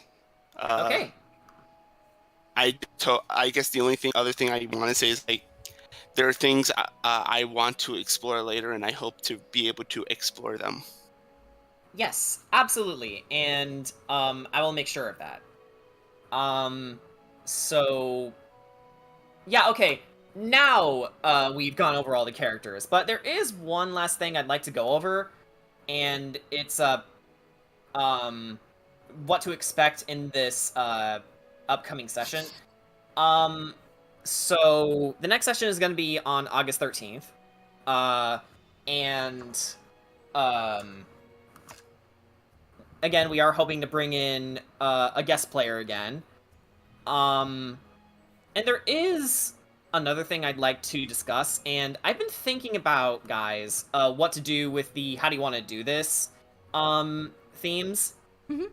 And for the longest time, our current implementation has been really clunky so far, because, you have to stop the soundtrack, and then I'll have to ask, hey, who wants to take this kill, or how do you want to do this, and are you sure you want to do this? Because, we don't want to step on anyone's toes, especially if we feel like someone else deserves the kill. That's how we do how do you want to do this like, if it makes sense for someone else to have the final blow, then we can choose to do that. So let's say, Ark, you drive your talons into the heart of this druid. How do you want to do this? Wait, this is the wrong fucking playlist. Getting more flashbacks. That's awfully calm for. Sorry. For That's a very nice. Oh, okay, there we go. What the fuck happened there? I was pretty sure I copy-pasted this, but... Alright. So, and then we play your song, and I decided to make a new playlist altogether, and... So, after your theme plays, we go into a general, decisive battle theme. Like, so, this is the playlist that happens when you guys are, like, not entirely done with the battle, but you're like, oh, you're getting really close, and you're gonna fuck everything up now. Right. So, a lot of rock and metal in this playlist. Okay. So, meant to hype both you guys up and the audience. And there may be situations where this may play, in the middle of the battle, so it's like, it's to indicate, okay, we're almost done with this. So, I'm really looking forward to seeing how it goes. All right. I'll see if some of the music which I listen to is like copyright fine, because that might work in the playlist too. Yeah. And as it stands, this playlist is like up to the 40s now, but I think it's got plenty of room left. Other than that, I think that pretty much catches everyone up with Curse of Strahd so far. So if you guys are still here watching this, thank you for hanging out with us.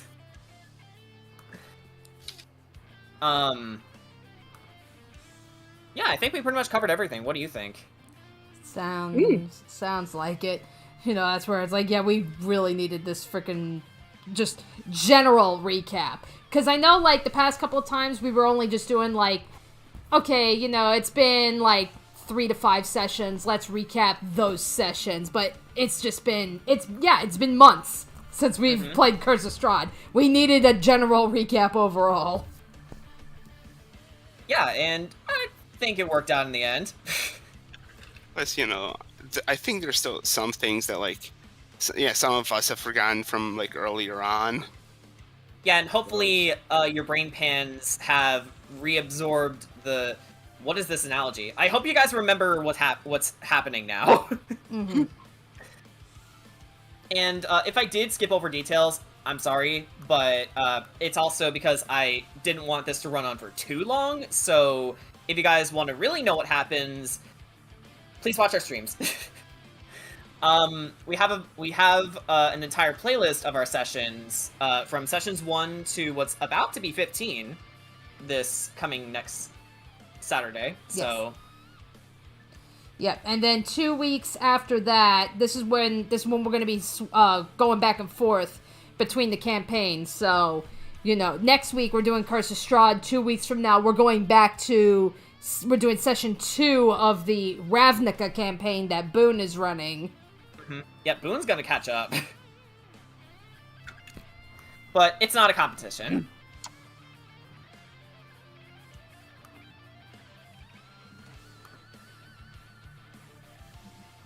So in the words of Red from Overly Sarcastic Productions, so yeah.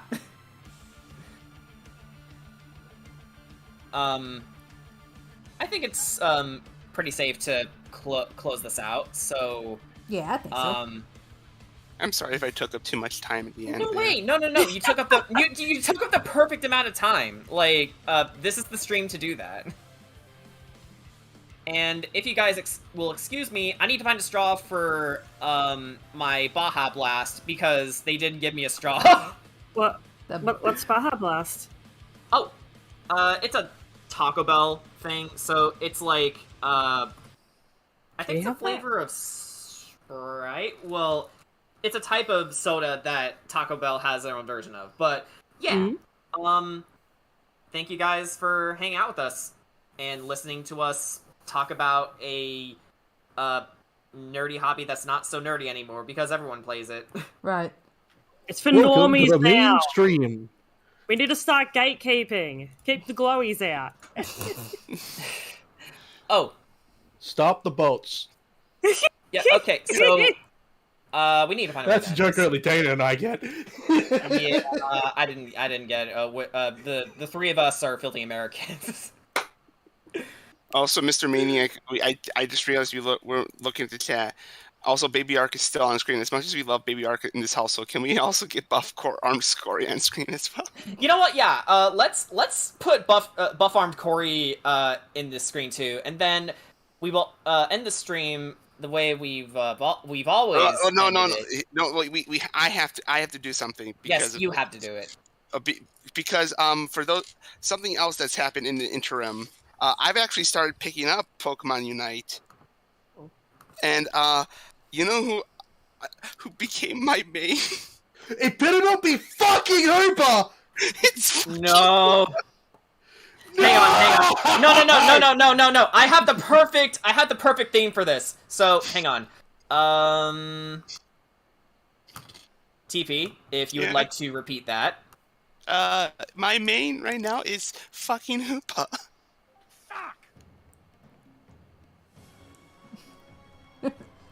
Fucking Hoopa! I've got to get like the spy screaming no. If you do that, include the Darth Vader one too. I include only choice memes on my board. I also only have 9 slots, so. Okay, that makes I sense. appreciate the Sonic Adventure 2 music ending of the stream with It's a good soundtrack. all because I said fucking Hoopa. You became